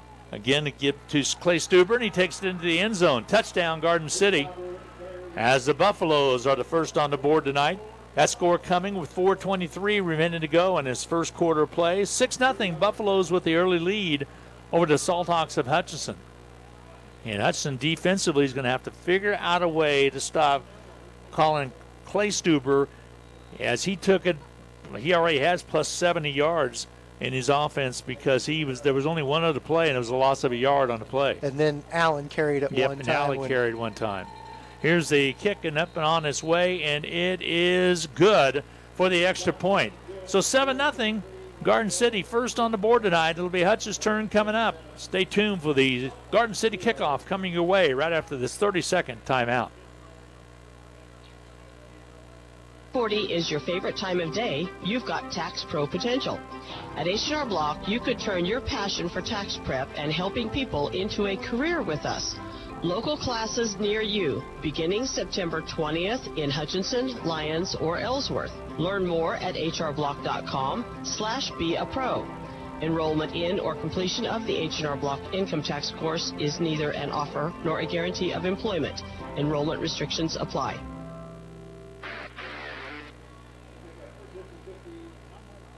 Welcome back. Pratt marched right down the field, was able to score with 4:23 to go on top 7-0 as they took the opening kickoff up to about the 28-yard line and drove right down the field. They lead it. Pratt on top of Mission Valley and some other scores 16-0. Tonganoxie on top of Lewisburg 7-0. Derby over Newton 7-0 in the first quarter, and Andover over Arc City 7-0 in first quarter of action. Manhattan also leading Junction City 7-0 at the end of one. That Manhattan Junction City game, that's between two top 10 opponents. Yeah, that'll be a good one as well. And right now, like I said, Manhattan with the lead 7-0. Cheney also leading Belle Plaine by a score of 7-0. That scores courtesy of Scores in Kansas. And here we get set for the kickoff from Garden City. High tumbling kick is going to be taken right at the 15-yard line, and Newquist trying to turn the corner. He gets the corner turn, angles back to the left, has a little bit of a room, and then finally corralled at about the 35-yard line. He was one step away maybe from really being able to break one out when he turned against the grain and just about broke those tackles, Dan. Nice return by Kinzer Newquist. He's just a very impressive athlete, Kinzer Newquist. Enjoy watching him compete in both football and flag baseball. On the play, Dan. And this one's going to come back. Evidently a block in the back. There's the flag laying at the 21-yard line. I did not see it. I apologize. And so it'll be from the side of the infraction. They'll mark it out toward the south goal. It's holding is the call, and they'll mark it right at the 11. So a big loss right there. A difference of 20 yards from ball placement, and it'll put it at the 11-yard line. So that's basically right around where the catch was made on the punt. So immediately you had a hold. 25 yards further back than where Newquist returned it to. So Hutchinson will split wideouts right and left. It'll be Lang nearest us and on the far side. And they're going to get it off quickly. And the first ball carrier is going to be Burgess. And Zion Burgess with positive yards up to about the 15-yard line. So he'll pick up 4. That'll be a 2nd down and 6. We like what we saw from him last week, as he was really electric out of the slot positions. He, along with, and I really like both of them, really like Hernandez, who made a heck of a catch on a thrown ball by Kokar, but he ran well himself. So looking forward to those 2 young sophomores contributing tonight. Hutchinson opened up with a counter play, which is very unusual for the first play of the game for an offense. Kokar, the quarterback, Noah Kokar, fakes the pitch, wants to throw the football, lobs one upfield. Catch is made. It's going to be caught at about the 40-yard line, carried forward to about the 50. Great catch and then run by the Salt Hawks as Keelan O'Sullivan comes in and makes the catch and carries it inside of Garden City territory. They'll mark it right at him. Well, they're going to mark it at the Hutch 49. So nice catch by O'Sullivan, as he kind of had to lean and stretch a little bit, Dan, to get it, but he caught in stride. Yeah, it was a tough catch because he was running full speed coming all the way across the field. It was a bootleg, 2 misdirection plays to start the game for Hutchinson. Kellen O'Sullivan, nice catch around the ankles. Sat with his dad today at Mike Kinney's funeral. Good to see Tim and his wife. There's the fake of the pitch, and then cross and pick up about a yard on the play, kind of a belly series, so to speak, as Kokar faked the pitch out and then it gave it away to the inside player. Pick up maybe a yard. It'll mark it right at the 50-yard line, 2nd down and 9. Hutchinson obviously felt like that Garden City defense would fly to the ball quickly because 3 plays from scrimmage, 3 misdirection plays. Keelan O'Sullivan split out wide to the right side. No wide out to the left as of yet. And Hogan's in that backfield for Hutchinson. Kellen's a good-looking athlete, 6'3", 170 pounds. Okay, Hernandez in the right slot. Kokar, the quarterback, wants to throw, back pedals, steps up. Now he's going to run with the football, has some room. He's at the 40, cuts inside to the 35, and he's dropped right there. Before that, he got the 1st down, pick up a whole bunch of yards by Kokar. He didn't wait long when that receiver was not open right away. He scampered, and that's going to be a strength he's going to have this year. You're going to have to hold and stay home on Noah Kokar, or he'll run right past you. It was not a quarterback draw. You're right, Glenn. It was a pass play that was called, but Noah Kokar always has the green light to tuck it and run it when he sees some green turf in front of him. Now, the tendency was maybe going to be for him to run, and we hope he's able to take a good look at the player downfield. There's Hogan. He busts forward, picks up 3-4 yards on the carry. Brings up a 2nd down and probably about a 6 situation. Nice job by Zach Hogan.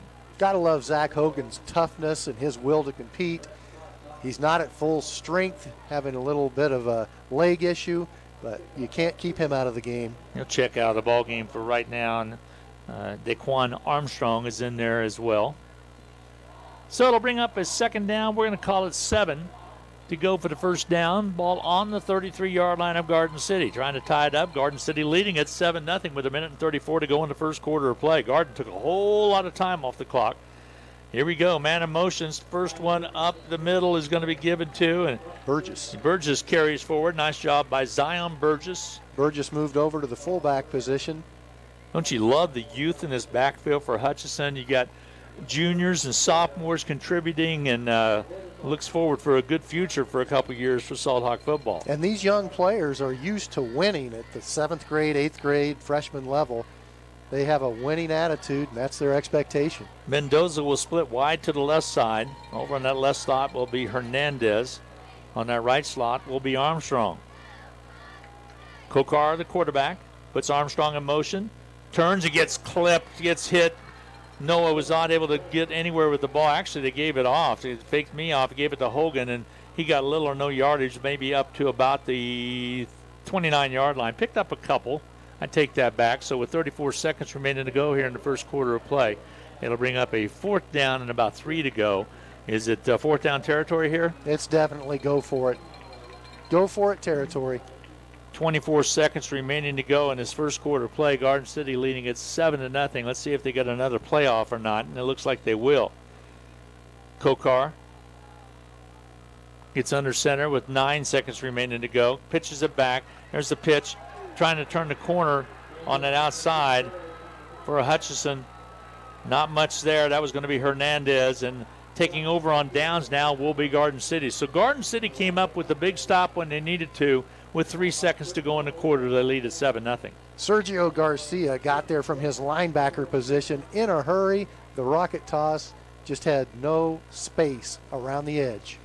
7-0. Hutchinson trailing Garden City. Garden on top, and now Garden City takes over possession. So they got a nice stop as the offensive line broke down a little bit right there, and Hernandez didn't have a prayer. Ball's going to be right at the 30. So 1st and 10 now for the Buffaloes from the 30-yard line. They'll set up and place wide out on that right side. Again, the last possession, it was all the fullback, and it's going to be the same thing again, giving it straight up the middle. Clay Stuber. That was a fast first quarter. It was, and that is the end of the first quarter of play. We're going to go to the second. Your score, Buffalo 7, Garden City on top, 7-0 over the Salt Hawks. We'll be back. Get set for more football from Gowan Stadium right after this 1-minute timeout. Hutchinson High School sports is on air thanks to these outstanding Salt Hawk boosters. The Medicine Shop, Portfolio Recovery Associates, Hayden's & Co. Salon and Beyond, American Family Insurance Agent Travis Rodenbaugh, APAC Shears, Pools Plus, First National Bank, Next Tech Wireless, the Summit of Hutchinson with Doctors Lowen and Severud, Prairie Star Health Center, Ashcraft Pharmacy, Axel's Taxi, and Edward Jones Financial Advisor William Thacker. Thanks for listening. Need to send someone money? Pay a babysitter? Split the bill? Use First Pay. It is the person-to-person payment option located right inside your online banking app. There is no need to download an additional application. It is simple, safe, and secure. We're first for you. Visit fnbhutch.bank to learn more, or click on your First National Bank app to get started. You can also stop into a location nearest you, and we're happy to help. First National Bank of Hutchinson, member FDIC, equal housing lender.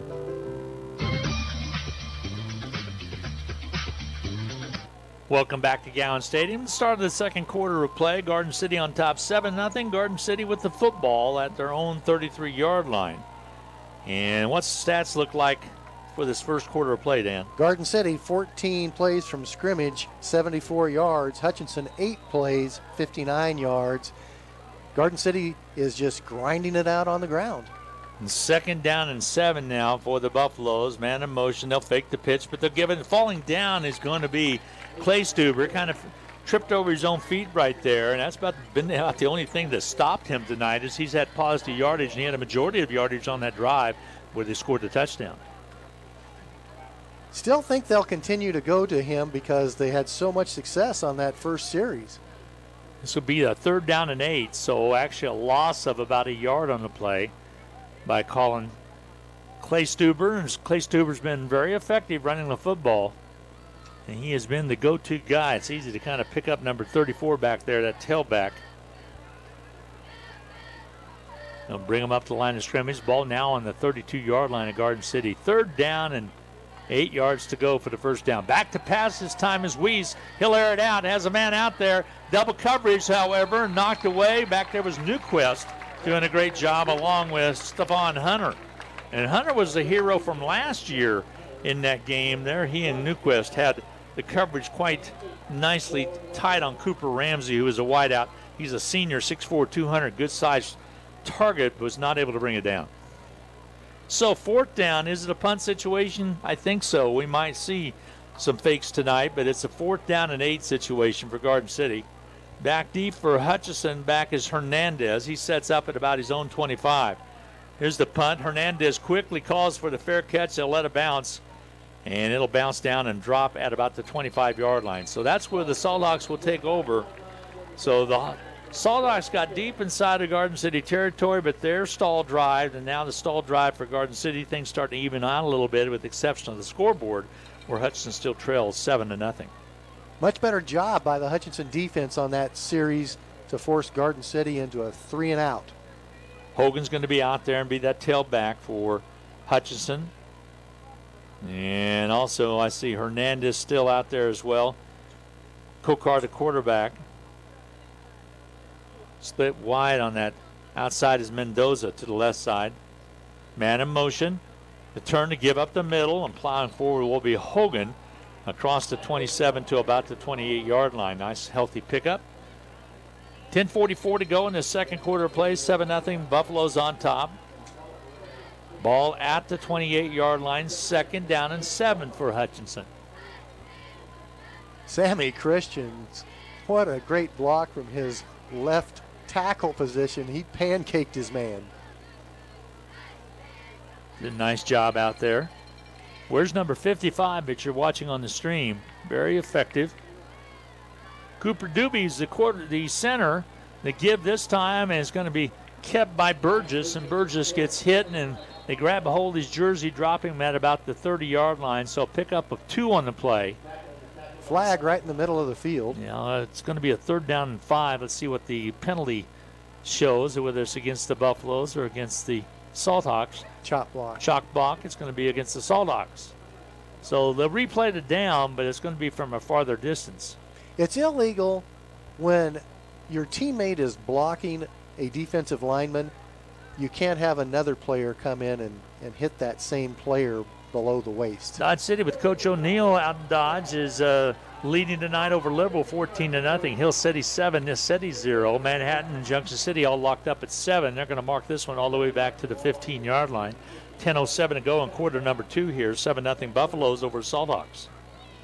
So that Junction City and Manhattan game all locked up at 7, Dan. We'll keep an eye on that one.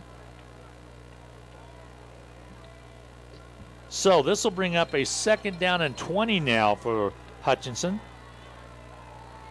And Kokar, who's yet to rip off a really long one like he did last week. He'll set up beneath under center, back to pass, and now he's going to run with the football, and they are on to him right away. Quickly into the backfield, making first contact back there for Garden City was Terrell Elliott. Big defensive lineman comes in at 6'2", 305, and he was the first to make contact with Kokar. Kokar didn't have a chance of throwing the ball. It just about was a run play from the start. Drops him all the way back to the 17-yard line. Check that, 13-yard line. So, 3rd and 23. And Kokar and company will set up on this big 3rd down play. Actually, we switched quarterbacks.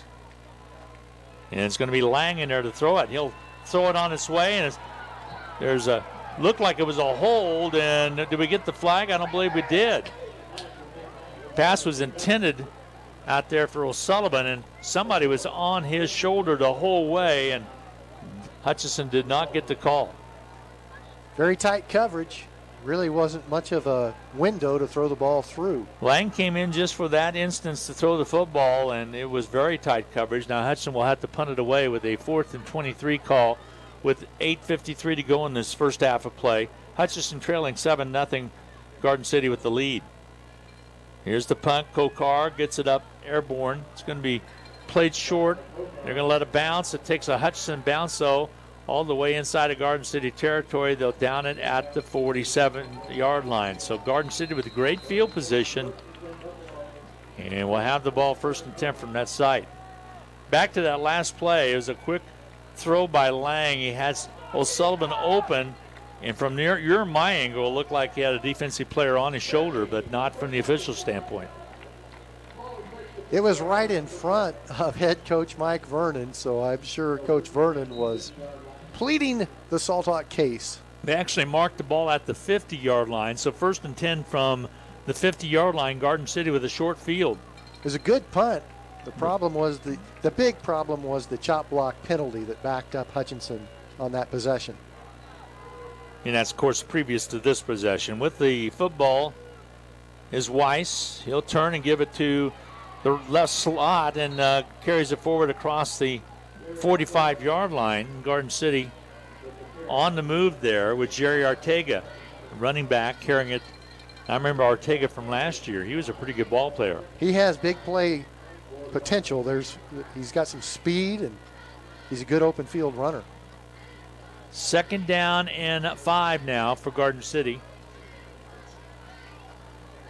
2nd and 5. Garden City has a huge offensive line. They seem to every year. Weiss sends a man in motion. The give, first man through again. This is going to be Clay Stuber. And if it sounds like I'm repeating myself, that's because I am. He gets the ball the majority of the cover. He's probably carried 90% of the time so far. He's up to about 80 yards already in this And game. this one's going to bring up a 3rd down and 3 situation from the 43 of Hutchinson. He's probably at about 80 yards in his long carry. He did bust one for 22 yards, but most of the carries have been 4 or 5 yard gains. Key 3rd down play, probably 4 down territory.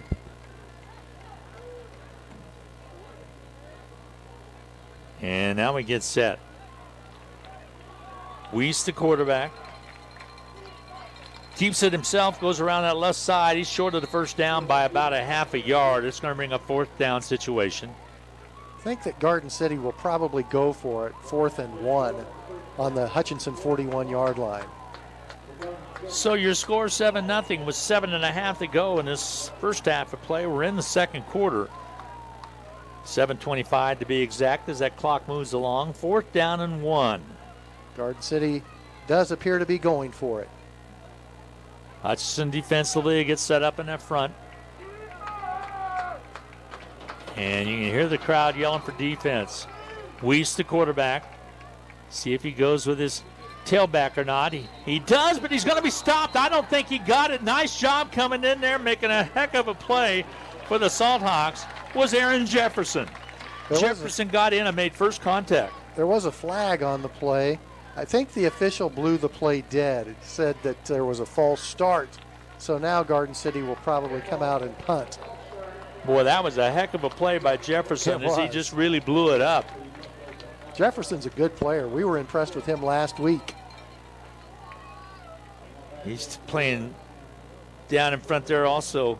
Dorian Hippen on that left side. Here they're going to punt the football away. There goes the punt. Hutchinson lets it bounce. It takes a sideways bounce right at the 20.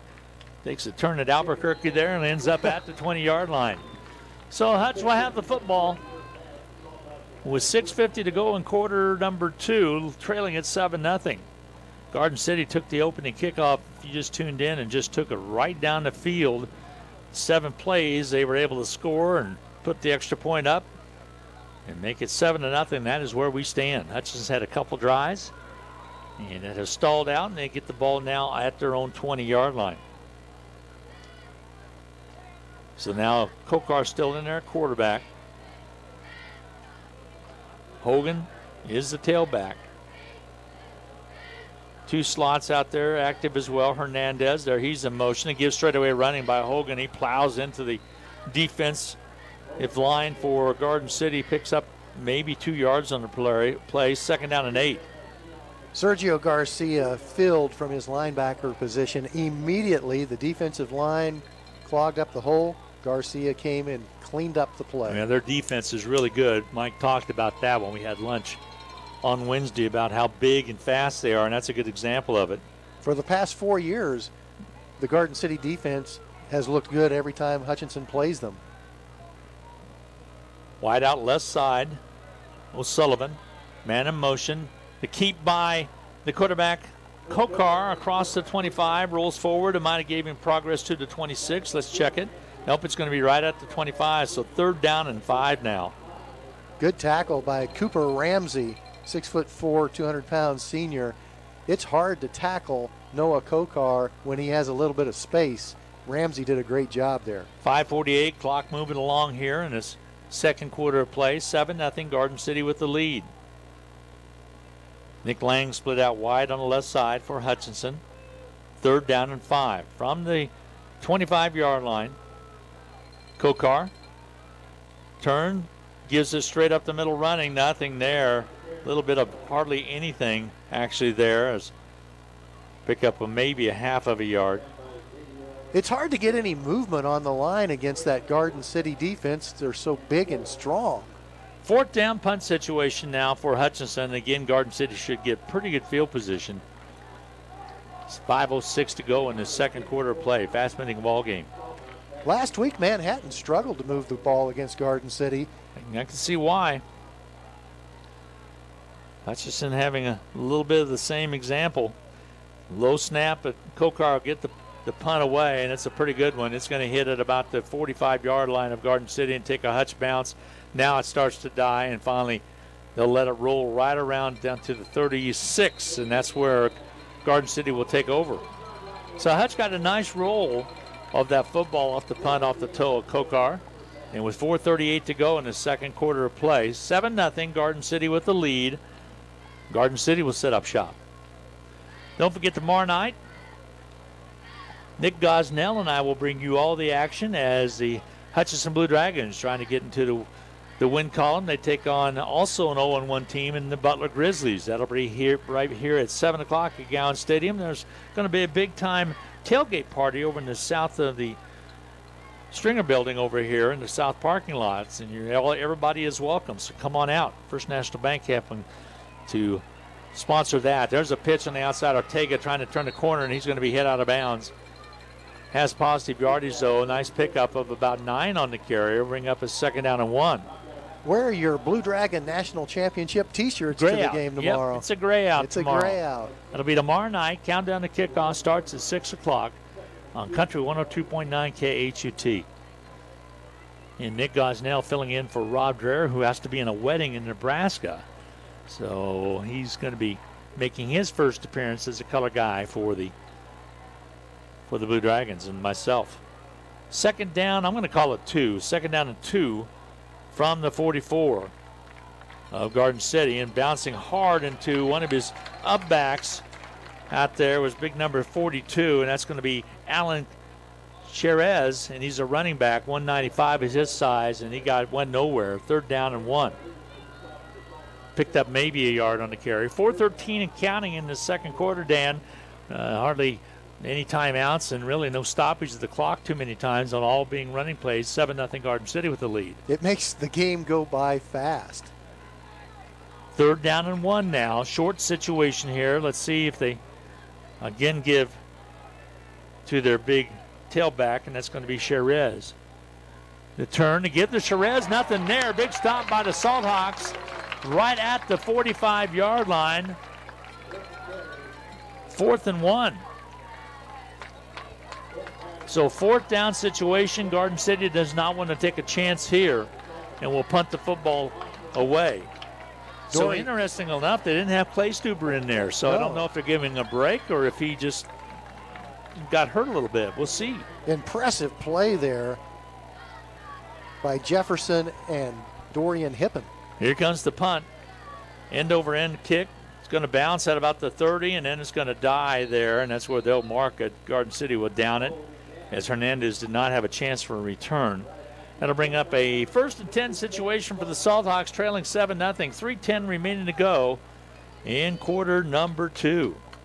Would be a wonderful time for a 75-yard, 3-minute, 10-second Hutchinson Salt Hawk drive. Yeah, we can make that a 3-minute, 9-second. Make it so we score with 1 second remaining. That would be all right. Glenn Grunwald, Dan Nacarado, along with Matt Peterson. If you want to watch the stream, if you listen to the radio, just go to hutchpost.com, do the sports section there, and you'll see live TV video. And Matt Peterson doing all the camera work. Doing a good job. Kokar back to pass. Has some time. Gets away from one rusher. Can't elude the next ones. And he's going to be thrown for a big loss on the play. All the way back. Their forward progress, where they're going to say it's going to be at about the 15, 16-yard line. Tried to get out of trouble. Was not able to, and got himself into more trouble when that happened. And that is usually what will take place. That's a hard thing to teach a kid that likes to run. Wasn't much of a pocket there that time. It collapsed in a hurry, and there really was no escape route. So that'll bring up a 2nd down and 18 call now for the Salt Hawks with 2:34 to go. Clock moving along here in the second quarter of action. Terrell Elliott led the charge on that sack. He's 305 pounds, but he can move. He's a good player, experienced player. Timeout's going to be taken with 2:19 remaining to go in this quarter. Mike Vernon calls the timeout. We'll take a timeout as well. 2:19 to go in quarter number 2. It's 7-0, Garden City on top. We'll be back in 1 minute. Need a pharmacy you can rely on? One where they focus on learning your name and your needs? Being the best pharmacy possible, having a friendly and knowledgeable staff, and stocking the products you need is what Ashcraft Pharmacy is all about. Whether it is dry skin, a cough, or runny nose, aches and pains, or something that requires prescription medications, you can count on Ashcraft Pharmacy in South Hutchinson. Stop in, call, pick up curbside, or we'll be happy to deliver. Ashcraft Pharmacy, Health Mart, caring for you and about you. Forward, always moving, never stagnant. Together, nothing great is ever accomplished without it. At Fee Insurance Group, we've been working side by side with our clients for more than a century. Together with individuals, organizations, and communities, we look ahead to protect the people, places, and things they love. We're Fee Insurance Group. Forward, together.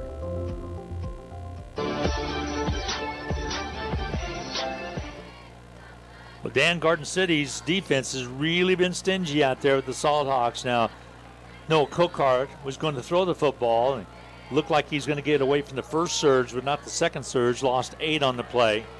Second down and 19. Very businesslike timeout. Back to pass, Kokar gets some protection. Now he steps up, throws in the flat, incomplete. It's going to be picked up out there. I thought it might have been a lateral, not the case, and it was Burgess. Nice call in that situation, but snuffed out pretty nicely by Garden City. So it ends up being a third down and 19 call. For future reference, the wideout, Kellen O'Sullivan, was open again as he crossed the middle. Kokar was trying to go to him, but elected to dump it off on the outside to Burgess. So a third down and 19, definite passing situation, but Kokar will be down under center. Perhaps a time for a screen. Let's see what the call is going to be. Kokar is going to keep it himself. He goes around the left side at the 20, 25, and steps out of bounds just short of the 25-yard line. Didn't really want to go out of bounds in that situation. You would have preferred to make Garden City burn a timeout because Garden City is going to get the football somewhere around the 40 or 50-yard line with a couple of minutes on the clock. It's going to be down a 4th and 12 situation. Kokar picked up about 5 or 6 yards on the run, but ran out of real estate, so he will have to punt the football away. He'll be set up on his own 8 and 9-yard line. There's the long snap. It's caught. Here comes the punt. Gets it away. Nice punt. It's going to be fielded and let it go at about the 50-yard line. Takes a Hutch bounce down to about the 41 of Garden City. Now inside the 40. So with a minute and 57 to go, and you're correct, they probably would have had to burn a timeout. With a minute and 57 to go, plenty of time for Garden City to get down and get something. Hutchinson defense is going to have to set up and try to stop them from doing just that. 1st and 10 for Garden City from their own 40 with a minute and 57 to go into halftime. It highlights there are many different aspects to clock management throughout the course of a game. Everybody always notices that when you get inside of a minute that there are different elements of managing the clock during a game like this one. Mays 3, Campus 2. That sounds like a baseball score. Second quarter action. Now that is a shocker because Campus got blown out last week by Salina Central, and Mays is ranked number 5 in the state in most polls. Timeout's going to be taken on the field with a minute and 57 to go. 7-0, Garden City with the lead. A minute and 57 remain in quarter number 2. We'll be back right after this 60-second timeout. The Kansas State Fair is right around the corner, and we couldn't be more excited. Finally, delicious fair food, rides, music, and remarkably low prices on all of our spas, grills, and outdoor furniture. Come see Pools Plus this year at the Kansas State Fair, September 10th through the 19th. Come take advantage of the savings. Give the professionals at Pools Plus a call to schedule your pool closing. Our schedule is filling up fast. Stay safe and shop local. Pools Plus, 21 East 1st in downtown Hutchinson. Apex Shears has deep roots in Kansas. This is Tom Stivers. We were started by George Shears in 1874, just 3 years after the founding of Hutchinson, and are Hutchinson's first contractor. Apex Shears is known for big highway projects, but think local when you need a new driveway, parking lot, or other paving project. Apex Shears is proud to provide local jobs and employ local people. Find out more about your local construction and aggregate company by visiting apexshears.com, a CRH company. Back to live action. He throw on the outside, and Ortega is going to be dropped after pedaling backwards and picking up about 4 yards on the carry. Good open field tackle by Gabe I at his corner position. He was on an island there, and he survived it. Minute and 39 to go before halftime. 7-0 Garden City with the lead. We'll give him 3 on the carry to bring up a 2nd down and 7 call from Garden City from their own 43-yard line. Weiss, the quarterback, good-looking junior quarterback, keeps the ball, kicks it on the outside. Now on the pitch, and a great play is going to be made defensively. Coming up to make that play from the outside, Ben Patterson. And a loss on the play of several yards. Carrying the football was Emmanuel Charwright. Charwright was thrown backward for a loss, and about a loss of 8 yards on the play. So third down and 12. Ben Patterson's helmet came off as he made the tackle, and Hutchinson wants Ben Patterson on the field, so they're going to take a timeout so that he does not have to sit out a play. Third down and long, 3rd and 12 to be exact, with a minute and 14 to go. Let's take a quick 30-second timeout. We'll be back with more coming your way from Gowan Stadium and Hutchinson Salt Hawk football. We'll be back. 7-0 Garden City on top. Half a minute break coming your way. On top, half a minute break coming your way. Hutchinson Community College and Blue Dragon Athletics are proud to support the Hutchinson Salt Hawks. Whether you're working towards your degree or are a busy working individual with limited time to attend class, Hutch CC has what you're looking for. And for those still in high school, Hutchinson Community College's Step Ahead program provides a head start on a quality education, and it may not cost the student anything. Visit hutchcc.edu or call 888-GO-HUTCH for more details. And good luck this season to the Salt Hawks.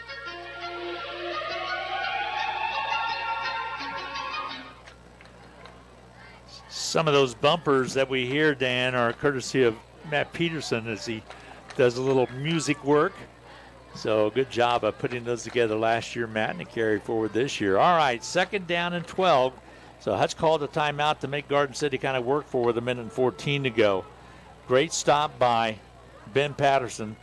The pitch on the outside again to the up back, and it's going to be short of the first down by about a yard. But again, Clay Stuber just getting it done as he carries forward up to the 49. So it was a 3rd down and 12 situation. Now it's a 4th and 1. And is Garden City going to go forward, or are they going to take it and be pretty safe and punt this football away with 50 seconds remaining to go before halftime? You don't want to have a pick or something or a fumble that's going to go against you. I think they're going to take that play clock down all the way before they possibly either call a timeout. What's your thoughts, Dan? It's play clock's at 9 right now. I think it would be worth burning the timeout so that you don't back up 5 yards. I'm surprised they're not seeing if they could pull a Salt Hawk off the line of scrimmage or not, and there's going to be another timeout. So with 25 seconds remaining to go in this second quarter of play, we'll get another quick half-minute break. 7-0 Garden City on top. Garden City looking at a 4th down and 1 when we return. We'll be back in 30 seconds. I've been a big fan and supporter for a long time, and the most important thing is the commitment that the company has to the area. We have benefited from the partnership by better communication in our rural areas, and we've been very pleased with our services from Nextech Wireless. Our favorite aspect of being a Nextech Wireless customer is just the customer service, the friendliness. We know they're right there and they're going to be reliable and help us out.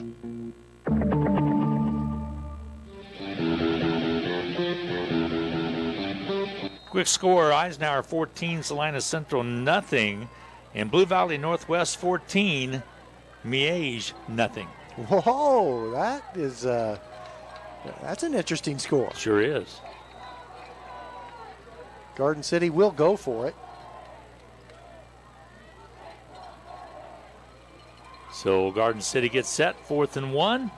They look to the sidelines. They have split outs wide left and right, and they're going to burn another timeout. We're going to keep it here this time with 25 seconds remaining to go.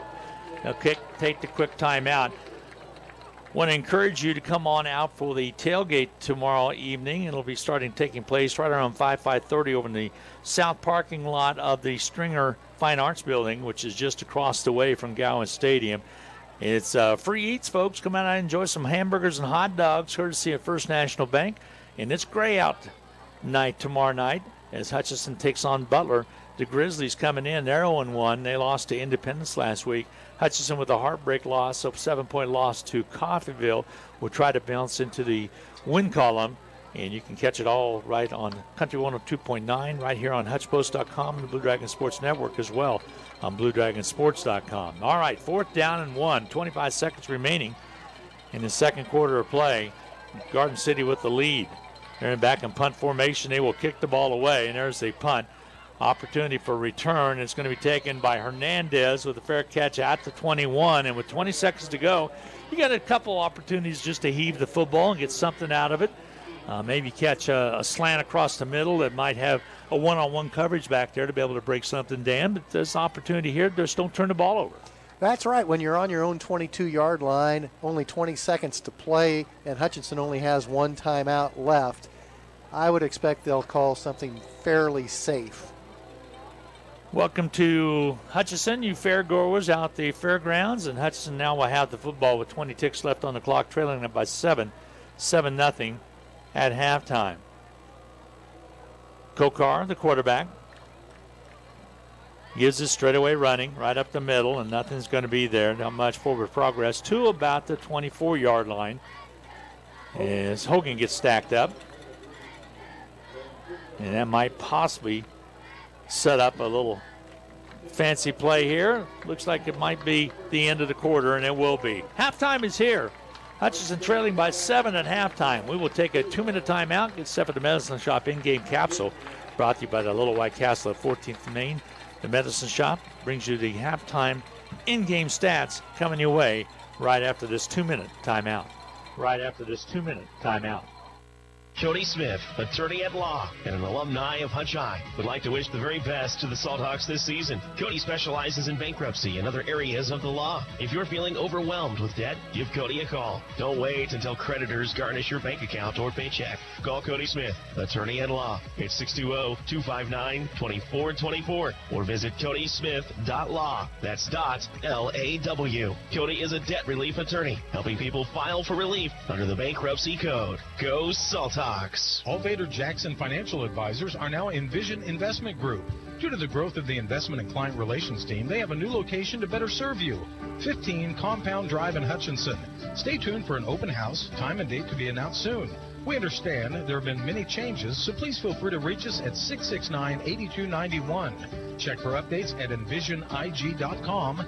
Envision Investment Group, your future is our focus. Securities offered through LPL Financial, member FINRA, SIPC. With Hutch Drugs closure, the Medicine Shop has been busy accommodating many of their customers. Whether you're a former Hutch Drug customer or a customer at another drugstore, the Medicine Shop works hard to provide a smooth transition when transferring your medications. Let us know and we can transfer your entire prescription profile. The Medicine Shop has several knowledgeable pharmacists and technicians to make your drugstore experience pleasant. Call or come by the Hutchinson Medicine Shop to make the Medicine Shop your pharmacy. The Medicine Shop in Midtown Hutch. You deserve a patient-centered medical home. You deserve Prairie Star, with health care held to a higher standard, offered by compassionate primary care providers who actually listen to your concerns. Because at Prairie Star, it's all about you. That commitment to our patients has earned us numerous national quality care awards year after year. Prairie Star Health Center, 30th and K61 in Hutchinson.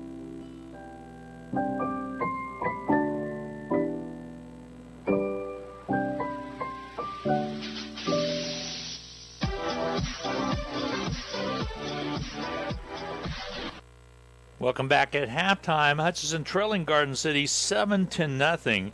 Garden City took the opening kickoff and took it right down the field. It was about a 74-yard, 7-play drive and took it into the end zone. Point after was good.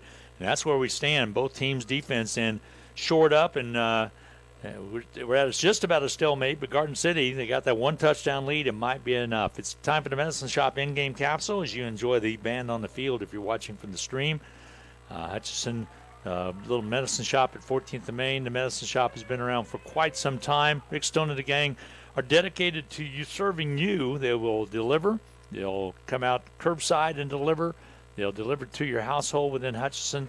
and a great place to do business. Check their over-the-counter products. They're outstanding, great prices that you can afford.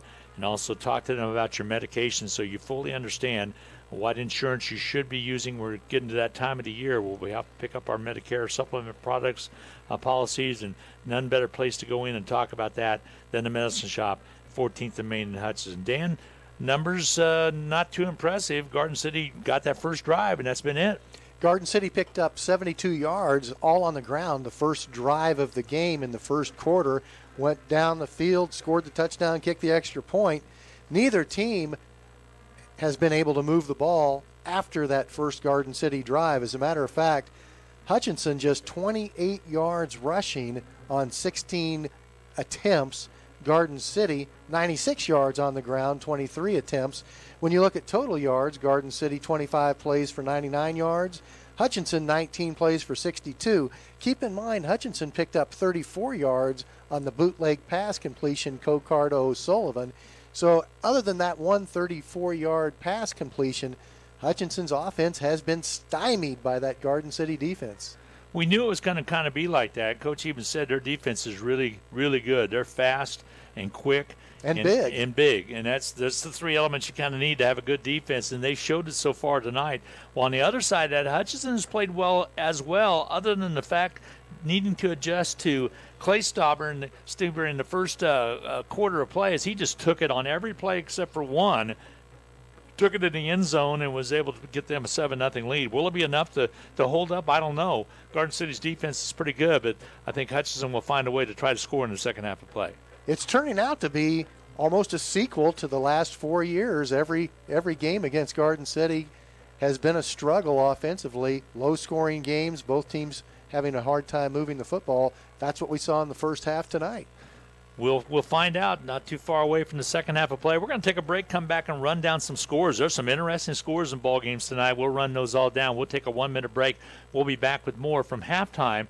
It's Garden City 7, Hutchinson nothing. We'll be back in 60 seconds. We'll be back in 60 seconds. If 1040 is your favorite time of day, you've got Tax Pro potential. At H&R Block, you could turn your passion for tax prep and helping people into a career with us. Local classes near you, beginning September 20th in Hutchinson, Lyons, or Ellsworth. Learn more at hrblock.com/beapro. Enrollment in or completion of the H&R Block income tax course is neither an offer nor a guarantee of employment. Enrollment restrictions apply. Hutchinson High School sports is on air thanks to these outstanding Salt Hawk boosters. The Medicine Shop, Portfolio Recovery Associates, Hayden's & Co. Salon and Beyond, American Family Insurance Agent Travis Rodenbaugh, APAC Shears, Pools Plus, First National Bank, Next Tech Wireless, the Summit of Hutchinson with Doctors Lowen and Severud, Prairie Star Health Center, Ashcraft Pharmacy, Axel's Taxi, and Edward Jones Financial Advisor William Thacker. Thanks for listening.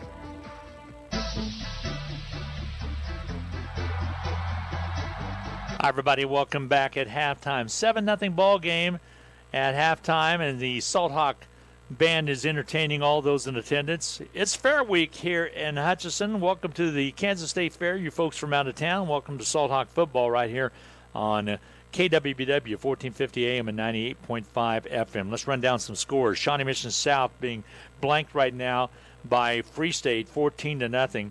Parsons on top of Iola 12-6. Some other scores closer to this area. Manhattan 21, Junction City 14. So Manhattan for real. And this is a surprising score. Hillsboro 12, Heston 7. Heston was all over Haven last week, Dan. And right there's a new score coming for Hillsboro as they lead right now 12-7. Very interesting in some of those scores that are coming in. Check some other scores that are taking place. Out west is Hugoton 14, Ulysses 7 in the second quarter. Hill City 21, Nest City 6. Also Blue Valley North 22, Blue Valley West. Those are all directional schools up in Kansas City, nothing. And Hyde Park 18, Atchison 7. At halftime, Hiawatha 14, Perry LeCompton 7. And a couple other scores to pass on before we take it a break. And we talked about that Manhattan score. There's some other ones. Mays 3, that's still 3-2 in the second quarter. Mays and Campus, and that is absolutely crazy. That's a baseball score. Pratt on top of Mission Valley, 40-0. Eisenhower on top of Salina Central, second quarter of action, 14-0. So those are just some of the scores. We'll have others. By the way, speaking of scores, stay tuned after the ball game. Nick Gosnell's scoreboard show on BW Radio, powered by Next Tech, is also ASAP, the asphalt company, is also bringing you all those scores as well. And that'll be directly following our game here. So we'll wrap up from here.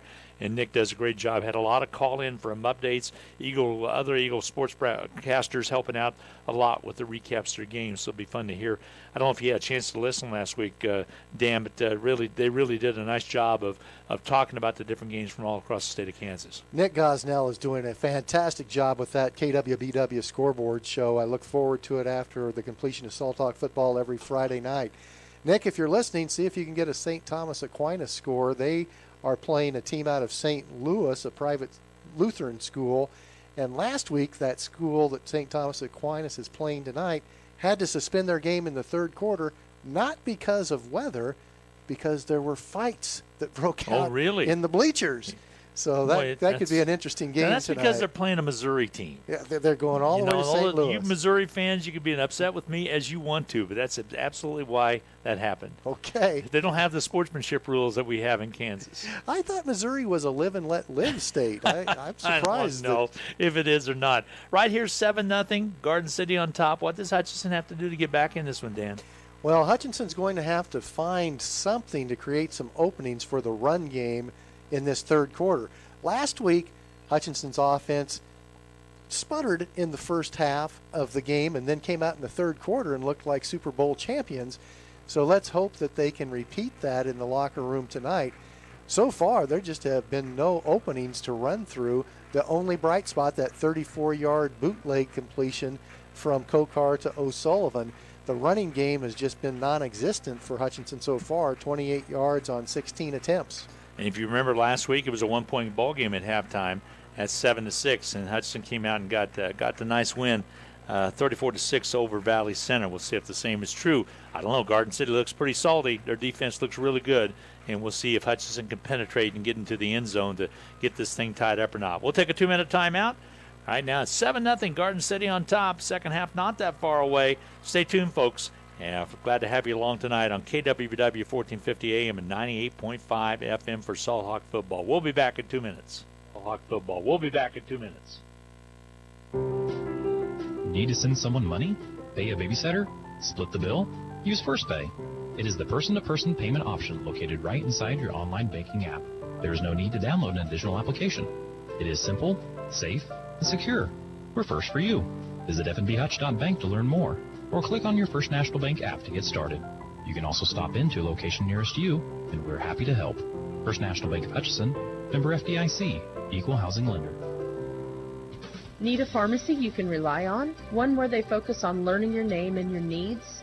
Being the best pharmacy possible, having a friendly and knowledgeable staff, and stocking the products you need is what Ashcraft Pharmacy is all about. Whether it is dry skin, a cough, or runny nose, aches and pains, or something that requires prescription medications, you can count on Ashcraft Pharmacy in South Hutchinson. Stop in, call, pick up curbside, or we'll be happy to deliver. Ashcraft Pharmacy, Health Mart, caring for you and about you. Forward, always moving, never stagnant. Together, nothing great is ever accomplished without it. At Fee Insurance Group, we've been working side by side with our clients for more than a century. Together with individuals, organizations, and communities, we look ahead to protect the people, places, and things they love. We're Fee Insurance Group. Forward, together. The Kansas State Fair is right around the corner, and we couldn't be more excited. Finally, delicious fair food, rides, music, and remarkably low prices on all of our spas, grills, and outdoor furniture. Come see Pools Plus this year at the Kansas State Fair, September 10th through the 19th. Come take advantage of the savings. Give the professionals at Pools Plus a call to schedule your pool closing. Our schedule is filling up fast. Stay safe and shop local. Pools Plus, 21 East 1st in downtown Hutchinson. And by the way, when you're out at the fairgrounds, stop by the Pools Plus booth next Monday through Friday in the morning. We'll be there till 10 o'clock. Sue Killis, myself, John Brennan, glad to have you along and come by and say hello. We're at the Pools Plus booth just off the corner of Fort Leavenworth Boulevard and Talbot Lake Boulevard as well. You can't miss us. We're right over there, just catty corner from Lake Talbot in the Pools Plus booth. Come by and say hello. We'll be glad to chat with you a little bit if we can. A couple scores here. What was the one you picked up? You picked up the Aquinas score. It was a good one. It's 27-25? It is 27-25 at halftime. St. Thomas Aquinas leads Lutheran North. Here's a surprise for you. Andover Central 14, Buhler nothing. Cheney all over Belle Plaine now, 37-0. And it says their second quarter score. Derby 28, Newton 7. And also it was Chaparral 8 at halftime on top of Hutchinson Trinity 0. And Butler, Missouri 18, Fort Scott 14. Again, those are both halftime scores. Here it's 7-0, Garden City with the lead at halftime. Both teams, at least Hutchinson's out warming up on the field. We're about a minute away from the second half of play to get underway. And Hiawatha 14, Prairie LeCompton 7 at halftime. And that's just some scores to pass on to you. And we appreciate you joining in. Don't forget Nick Gosnell's scoreboard show by APAC Shears. It's brought to you by APAC Shears as well as also Next Tech Wireless. That'll be following the completion of the Garden City Hutch High game, which we're right now just wrapping up halftime. Expectations in the second half of play. What's Garden City got to do to keep this lead, Dan? Well, both teams played very well defensively in the first half. Garden City wants to certainly continue to stop Hutchinson and force them into 3-and-out punt situations. Garden City, if Colin Claystuber is feeling well still, and we have every indication that he does, he carried the ball so well on that first series. He carried the ball almost every play on that 72-yard drive. I would expect to see them go back to him and see if they can establish that run game. I would too. I agree with that. Hutchinson will get the ball first since they deferred on the coin toss in the first half to open the game. So Hutchinson definitely wants to establish a drive or possibly a good special teams play to give them good field position to open up that offense. And I don't think Claystuber was injured. I think it's just a matter that they ran him pretty hard there. They did. And need to get him because he got back in later on and had a nice positive yard pickup in that last possession that they had. But they're a good ball club, and he's a good runner. And let's see if they continue to run him and see if Hutchinson finds a way to get him stopped or not. He carried it 15 times in that first That's half. a lot of totes. There's no doubt about that. So let's see if they can get him corralled or not. What does Hutchinson have to do to get the offense going? That seems to be the biggest question out there. Well, they're going to probably have to experiment with another play or two. To open the game, remember when Hutchinson did gain yards their very first possession, they drove the ball about 50 yards before they had to punt it, and they were successful with misdirection plays.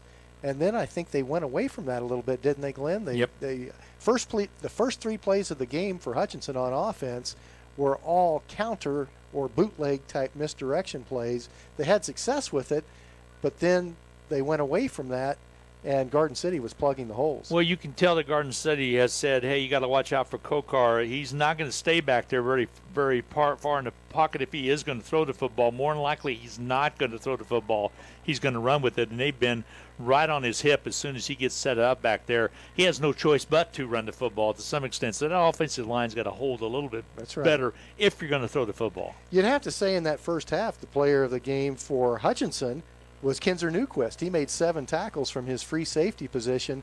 And Garden had a nice City return of the football, that's right. too. And Garden City was not throwing the ball, so Kinzer Newquist was coming up and making tackles on run plays from his free safety position.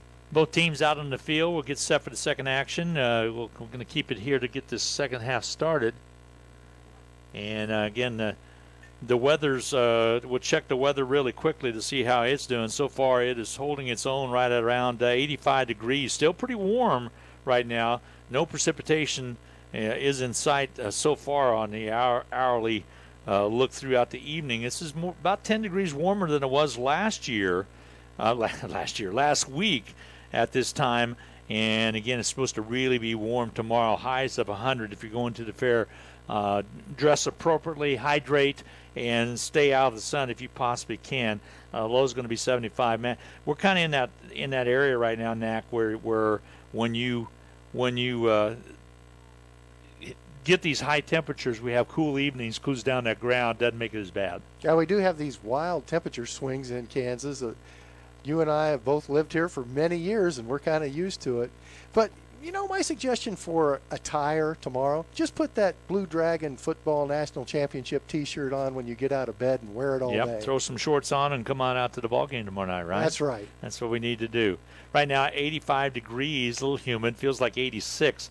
And again, like you said, Hutchinson will be receiving the football as we start the second half of play. They'll defend the goal line to our right, the end zone to the south end zone. And they've got a couple up backs back there. One of them, Hernandez, and I think it's actually even Kokar is back deep, back at about the 15-yard line. So they're trying to make Garden City have to kick to one or the other of them.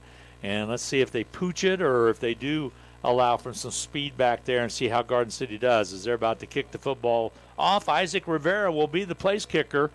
That bright green socks and shoes, and here comes his kick. And it's going to be taken by Hernandez at the 12. Peels back to his right. Now steps up, has some room at the 20, to the 25 on the right side, down the far sidelines and out of bounds at about the 40-yard line. Nice return to start the second half and put good field position on the Hutchinson side. They'll mark it over on that far side, and it's going to be close to about the 45-yard line, 43 to be exact, is where they're going to spot it. Nice return out there by Hernandez. He peeled back to his left, and then he went to the center of the field and kicked to the right side and picked up some positive yardage, Dan. It was a good kick. Hernandez found the openings, and the Hutchinson Salthawks did a good job of blocking on the return team. That could be the spark Hutchinson needed, a good kick return to give them good field position to start the third quarter. 1st and 10 from the 43-yard line. Hutchinson's own 43-yard line. Hernandez in motion. Kokar keeps it around the right side. Has some room. He's across the 45 up to about the 47-yard line. And a pack is moved all the way up. I think they're going to mark it to the 49. Positive yardage. It'll bring up a second down and short situation for Hutchinson. 2nd down and 4. Nice job by Kokar around that right side. Picked up some blocks. So Hutchinson will have the football from that location right there with 11:20 to go in his third period of play. Trailing 7-0. If you just tuned in, go to the stream on HutchPost.com. If you want to watch the ball game from the comfort of your living room, you can do so. 2nd down and 4. Ball on the 49-yard line of Hutchinson. Man in motion. Here's Kokar. He'll keep it, tuck it away, and gets stopped immediately. Loss of a yard on the play. Big-time tackle out there by Cooper Ramsey. Cooper Ramsey, very good at that position, stopping the option single-handedly. Brian Hill was an assistant coach when I came to the Blue Dragons to help with the broadcast back in 1998, actually 97. He was an assistant at that time, and then he moved to Garden City, was on the college staff out there for the Garden City Broncbusters. And this is now his 12th year at the helm of Garden City High School. I've always liked Coach Hill. He's a nice guy, great guy. Very positive. He's done a good job with every team he's ever been associated with. Kokar keeps it himself around the right side. Nothing there. Up to the 50. Picked up a yard, but that was it. It will bring a 4th down and 4 situation. Hutchinson got some positive yardage to start this third quarter, but now it looks like it's a punt situation on 4th down and a full 2 yards to go for the first down. That Garden City defense not giving Noah Kokar any breathing room. There were 4 Buffalo defenders surrounding him immediately. And Coach Vernon, I believe he's going to go for it. Kokar's still out there, and he has not sent in the punt team as of yet. It's 4th down and a long 2. Play clock at 10. About 2.5. Play clock at 10, so they're going to have to hurry up if they're running something.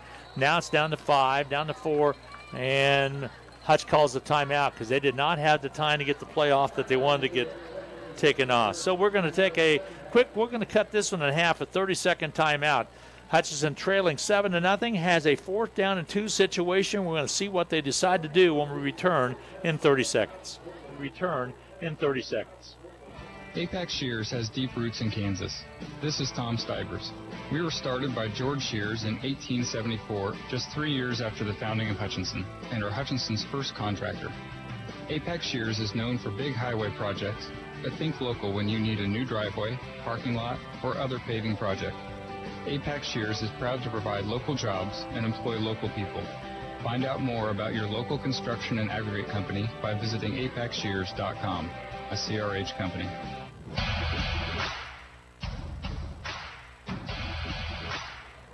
Seven 0 Garden City on top. Hutchinson facing a 4th down and 2 situation.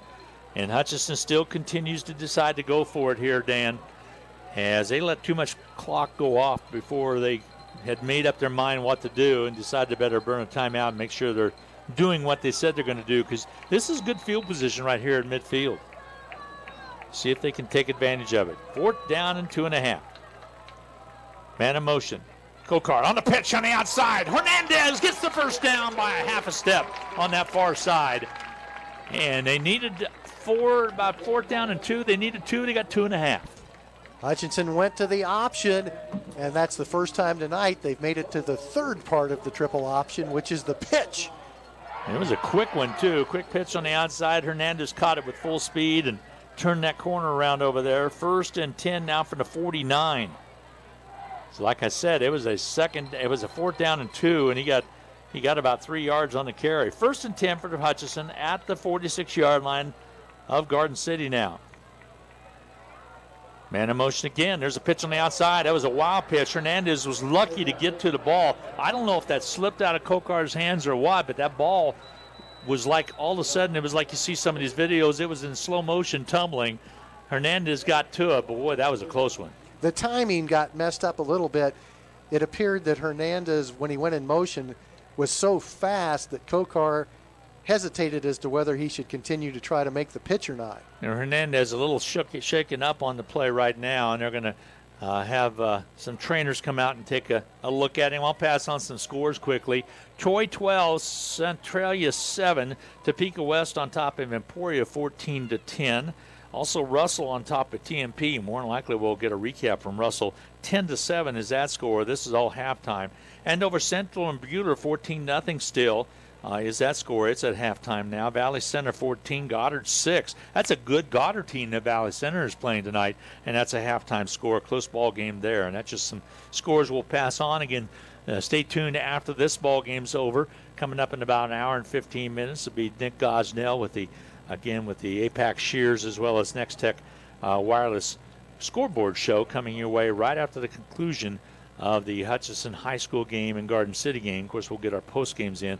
Still attending to Hernandez down on the field. We'll see if he's going to be okay right now.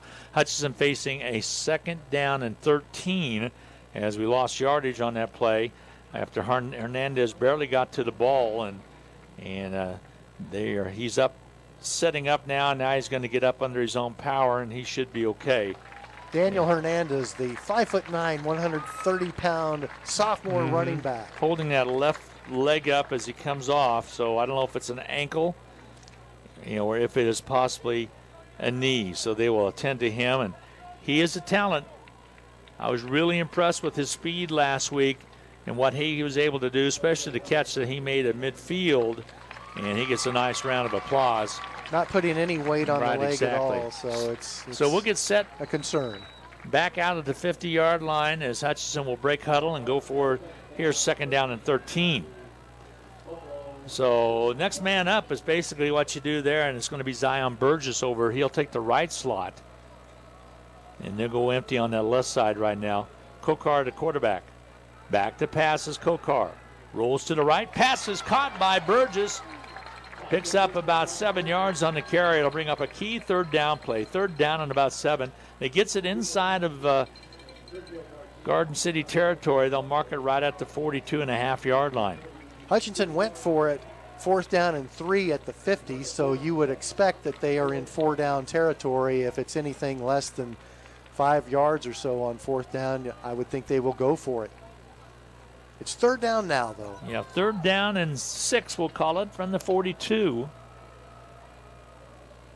And again, it looks like they're attending to that knee on Hernandez, which is probably not very good news. Back to pass Kokar, trying to set up the screen. He does. It is bounce to Hogan. I was going to say it was Cobb, but it took a bounce to him, and it'll bring up the 4th down and 6 situation now. Ball's on the 42, and this is probably a little too long to go for it. I still think they'll go for it, but we'll see. No, okay. Well, here comes the punt team. Punt team will come out. Could have a fake in the playbook. You never know. Possibly. You see Newquist come into the ball game there. And we'll just have to check and see what the situation is going to be. They're still attending to Hernandez on the sideline. He's in quite a bit of pain, so I don't think we're going to see him for the remaining part of this ball game, at least. And anything short of anything else, I would be speculating, which I've learned not to do that. Now there's going to be a timeout taken. I believe there will be. A timeout on the field with 8:12 to go in this third period of play. Hutch still trailing 7-0. Hutchinson facing a 4th down. It was not a timeout. It's going to be a penalty going against Hutchinson. We'll bring it back to 4th down, and we'll say about 11 to go for the first down, so they will punt the football away. Would not think Hutchinson would attempt a fake. Not here. Kokar gets the ball. Boy, he ran a few yards, though, before he decided to kick it away. Gets a good kick away. It's going to take a Salt Hawk roll all the way down, keep rolling ball all the way down to the 1-yard line. Inside the 1-yard line. That's a pretty good punt by Kokar. 47-yard punt in high school football is excellent, especially when you pin your opponent on their own 1. And keep in mind, like I described, he started to run with the football a little bit, kind of fake out that defensive line, and then he was able to get a good foot into it. Took a great roll all the way down to the 1-yard line. So 1st and 10 from the 1 now from Garden City. This is an opportunity for the defense of Hutchinson to really hunker down and do something here. 1st and 10, Garden City. They lead at 7-0. We're in the third quarter, 7:57 to go in the third. The turn gave away, straight ahead running again. Right up the middle they go with it. Clay Stuber carries it forward for a pickup of a couple yards on the play. 2nd down and 8. Gave Garden City just a little bit of breathing room near their own goal line. Do you blitz to stunt that hole, to fill that hole, or not, Dan? What do you gamble a little bit here, trying to get a good big play? I think it is okay to gamble a little bit because Garden City is running the ball 90%. They're just going off tackle. They're running the ball 95% of the time tonight. So they'll break huddle. Garcia will be their center. Weiss the quarterback. Again, their main go-to has been Clyde Stuber. Clyde Stuber gets it again, pounds it forward to about the 5. A whole host of Salt Hawks come in and pile it on. Picks up a couple. It'll bring 3rd down and 5. 3rd down and a long 5. We know that the junior quarterback for Garden City, Caleb Weiss, is capable of accurately passing the football, but tonight their game plan has obviously been to run the ball. And that kind of surprises me that they switched to that offense, as good as we knew Weiss was from last year, but sometimes those changes are good, and you can see positive things out of it this year for Garden City. They lead at 7-0 here in the third quarter of play. 6:34 to go in the third period. Weiss, the quarterback, up under Garcia's center. The turn, the fake to give on the outside. Ortega, he's across the 10 to about the 12. He might have got the touchdown. I mean, the first down on that extra little turn right there. That is a gutsy series for Garden City. Backed up on their own 1-yard line to run the ball three times in a row and get the ball out to the 12 for a first down. Ortega was stood up at the 10, but he spun away and got that extra 2 yardage. It'll be at the 12-yard line, 1st and 10 now for Garden City. 6:12 to go, third quarter action. 7-0, Hutchinson trailing Garden City. Weiss, the quarterback. Garden City dominating the time of possession. Garden turns, the keeper, nothing there for the quarterback Weiss. He gets up to the 15. I say nothing. He picks up a couple yards on the carry under his own power right there. Makes it 2nd down. We'll call it 7. Nice stop made by the Hudson front line. Linebackers coming up and doing a good job to clean up a little bit. Yards are kind of tough right now for both teams. Well, Garden City gets that first drive, and right now that's all that's standing up there, 7-0, that long 74-yard drive. They were able to pound it in from about 3 yards out. on the 7-play drive to open the ball game. Weiss, the quarterback, man in motion, gives it off left side, is going to carry around there. And good play by the Salthawks. Is coming up to clean up a little bit out there. Good defensive effort. Hackney comes in and puts a licking on. If it's an open field opportunity to make a tackle, Hackney goes and gets it done. I keep saying best open field tackler in the state of Kansas. Yeah, Devin Hackney coming out of that linebacker, or actually that corner position, to put a hit on the outside. He went a long ways to go make that tackle. He saw the play, read it well, and went and made the open field tackle. 3rd down and 9 for Garden City. Big play here for Hutch, trying to get the stop. Slow developing play, and tackle from behind. On the drop right there was Charite, and a good job defensively by the Salthawks to come up and get the stop. That was Dorian Hippen on the tackle. Got just enough of his ankles to pull him down. He did. 4:11 to go in the 3rd quarter. It's 7-0 Garden City, but Hutchinson forced a punt situation. Watch for the fake. I don't think it's going to happen, though, with 4th down and 10. Loss on a yard of the play of a yard. Garden will punt the football away. Newquist is set up at his own 45-yard line. Here comes the punt. It's going to be taken back, and Newquist lets it bounce. Takes a bounce positive for Garden City all the way in Hutchinson territory at the 38s where they'll down it. So 1st and 10 for Hutch from their own 38-yard line, which was respectable field position, but they have not been able to move the ball tonight. Garden City 7, Hutchinson nothing. Hutchinson so far in this game has punted the ball 4 times. Garden City has punted it 5 times. Both defenses are really dominating this football game. And we've only had one drive for a TD, and that was by Garden City from 74 yards out on 7 plays. They just took it right down the length of the field on the opening, from the opening kickoff. Was able to get it into the end zone. They had one big play that got them down there to make it 1st and goal situation. Here's a give straight up the middle, nothing there. Pick up a maybe 2 yards on the carry. I say nothing. Those are hard-fought yards tonight where everything is tough to get, and that was Hogan coming off the bottom of the pile. Zach good for a couple-yard pickup. Both Hutchinson and Garden City are just mentally and physically tough. Well, Sullivan will split wide on the left side for Hutch. Over on the far side, right side for Hutchinson will be Malik Miller. The pitch on the outside, it's caught. Trying to turn the corner and get some more room out there for Hutchinson on a running play was Armstrong. Daquan Armstrong kind of bobbled the ball when he caught it, but then he gathered some steam with that and was able to take it forward and got hit a pretty good whack, but it brings up a 3rd down and short situation. Salthawks are glad to have Daquan back on the field this week. He wasn't available to play last Friday night. He's an added, certainly a positive for Well, that. he's kind of filling that slot vacated by Hernandez's injury. There's a give to Hogan, and bobbled the ball but got the 1st down. Living on the edge. He did find control of it, though, again. And when you bobble the ball running between the tackles, that is flirting with danger. Thought I was watching the Ed Sullivan show from the 50s. Yeah. When they used to have the jugglers and Topo Gigio. Remember the guy that used to spin the plates on the spin the plates. I poles? feel like that's on some Wednesday, Thursday, and Friday mornings. 1st and 10 for Hutch. Ball on the 49 for Hutchinson. Trailing by 7. Back to pass. And throwing it downfield. Wide open receiver. Catching it at the 10-5. Touchdown Hutchinson. Malik Miller was wide open. And Noah Kokar threaded the needle and got it to him for 6 on the board for Hutch. 51-yard touchdown strike. I was watching Kokar, and as he let it go, I turned, and Miller catches it at the 20 and took it in for 6.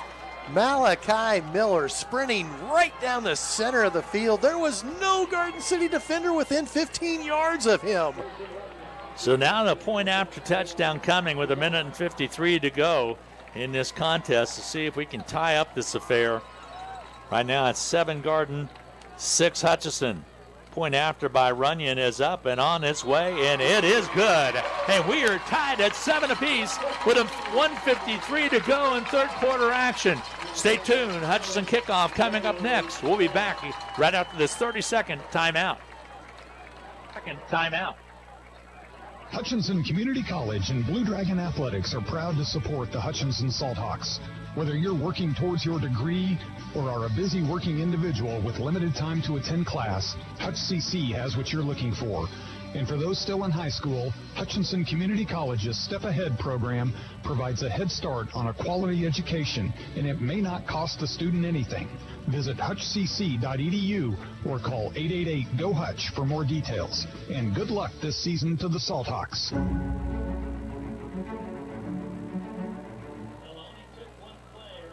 It only took one play right there, and Hutchinson was able to open it up and get the big play. Kokar to Miller for 6. We tied it at 7 apiece with 1:53 to go in the third quarter of play. And you kind of felt like sooner or later that Garden City defense was stacking it up against the run, stacking it, and all of a sudden the right play was called at the right time, and Miller was wide open. Now, don't be surprised to see Garden City go for the deep ball at some point in the remaining minutes of this game, because Hutchinson is coming up close to the line of the scrimmage give Garden as well. credit. They had Hutchinson totally throttled, but right there, a great play call on the given time. I just seen Miller. I think I just had said he split to the right side, and boom, he took it in for 6 points. Nice run after catch, too, as Kokar caught him in stride, and he was wide open. So Runyon's kickoff coming your way now as he gets set to approach the ball. And here comes the kick, a little squib kick. It's going to be taken by one of the up-backs at the 20. Not even sure he wanted to run with the football, and now he stops, and they finally touch him, and he's down right there at about the. Did he call for a fair? I think it was a line drive kick, but I think he called a fair catch. I think he did too, and then he kind of tried to run after it, kind of like, oh, I screwed up. And they're going to place it back there, and Garden City will have the football. Have you seen the highlight where the young man catches the ball but doesn't call for the fair catch? He acts like he has, but, I mean, trickery. And he catches it. The opposing team comes up. They don't touch him, and he takes off running for a touchdown. So I thought that was about to happen there for a second, but he had signaled. Now the Whitehead and all are getting together out there to chat about this a little bit and talk things over and make sure they saw what they thought they saw. And I think it will be just what you said, a 1st and 10 from maybe about the 22. He didn't go to a knee when he caught the ball because he actually reached up to catch the ball above his head. And he actually hesitated and started to run a little bit. He did. And they're moving it back. They're going to move it back to about the 18. That must be where he actually caught the ball. So 1st and 10 for Garden City. They've yet to move the chains back there, however. The ball's placed back, but the chain gang hasn't moved the chain back. There they go. There they go. All right, 1st and 10, Garden City. Hutchinson defense needs to step up. 1:48 to go in the third period of play. We're tied at 7 apiece. Back to pass. Here comes the long pass on the left side. He's open. He'd make the catch on the far side. Newquist with the tackle, though, at about the 45-yard line. And a nice catch out there by Ortega as Jerry Ortega made the big play. And just like you said, let's watch Weiss maybe go for the long ball. We know Weiss can throw it. We saw him very accurately throw the ball last year at Garden City. And once Hutchinson went for that big completion, just had a feeling Garden City would say, we can do that too. Well, let's see. Ortega kind of limped off a little bit. Let's see if he's going to be okay or not. 1st and 10, Garden City from their own 47-yard line. 1st and 10. So Garden City moves it to midfield.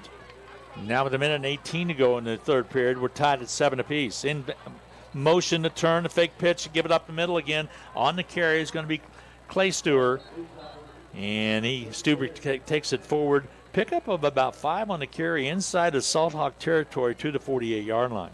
1 minute to play in the third quarter. Now that Garden City completed that pass for a big gain, that will open up running inside the tackles again. Glenn Grunwald along with Dan Nacarado, and also Matt Peterson on the stream. Again, you can catch the stream at hutchpost.com or also on Facebook. Salthawk Sports Network Facebook page as well. All right, 2nd down and 5. Big play right here for Garden City. See if Hutchinson defense is up for the task. They come at the shot on the outside, and Stein coming up again with Clay Stuber. Boy, there was a big hit on the quarterback, Weiss, by one of the Salthawks, but Clay Stuber taking around the left side, positive yardage. Short of the first down, however, Dan. Fourth down is short. Fourth and about 1.5, right at about the 45-yard line of Hutchinson. So third down. I thought it was fourth. It is third down. I apologize. So third down and short. See what Garden City runs here. More than likely, Kleinstuber. I'd be very surprised they didn't go to him. He has been the go-to tonight. They'll split out a wide out on the right side. Man in motion, the turn to get this to, again, the running back Clay Stuber. Close to the first down. He might be just a little bit short. Looks like he could be a flag, though. Half a yard short. The back judge just threw a flag, and I believe, again, something was said by one of the Salt Hawk defensive players at the conclusion of that play. It was going to be short, though, and now it's we'll see what they can talk about as it's setting right at about the 43.5 yard line. Personal foul against Hutchinson. This will carry with an automatic first down, and you just can't do that in a situation like this. This keeps this drive alive with 14 seconds to go before the end of the third quarter. Garden City, in all likelihood, would have gone for it on fourth down and less than a yard, but this is a pretty big penalty when it's a defensive struggle like tonight's game and you give your opponent 15 yards on a penalty. It all the way down to the 28. It'll be 1st and 10 from the 28 for Garden City, the Hutchinson 28-yard line. That's a big play right there on the penalties. Can't have those go against you. And that one just did. They'll mark it at the 28. 1st and 10 for the Buffaloes. Weiss under center, and a whistle is blown. Let's see if they call the timeout or not. I think Brian Hill wants to talk things over, make sure everybody's on the same page. Quick timeout. We'll get a 1-minute break in. Oh, now we go to the fourth quarter. Go to the fourth quarter. Still a 1-minute break. It'll be Garden City's ball. We're tied at 7 apiece. We'll be back in 1 minute. I've been a big fan and supporter for a long time. And the most important thing is the commitment that the company has to the area. We have benefited from the partnership by better communication in our rural areas, and we've been very pleased with our services from Nextech Wireless. Our favorite aspect of being a Nextech Wireless customer is just the customer service, the friendliness. We know they're right there and they're going to be reliable and help us out. Cody Smith, attorney at law and an alumni of Hutch High, would like to wish the very best to the Salt Hawks this season. Cody specializes in bankruptcy and other areas of the law. If you're feeling overwhelmed with debt, give Cody a call. Don't wait until creditors garnish your bank account or paycheck. Call Cody Smith, attorney at law, at 620-259-2424 or visit codysmith.law. That's .L-A-W. Cody is a debt relief attorney, helping people file for relief under the bankruptcy code. Go Salt Hawks.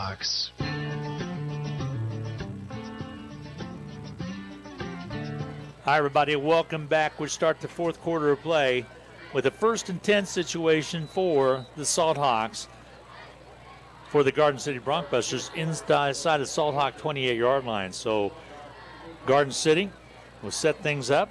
Boy, that personal foul really hurt right there.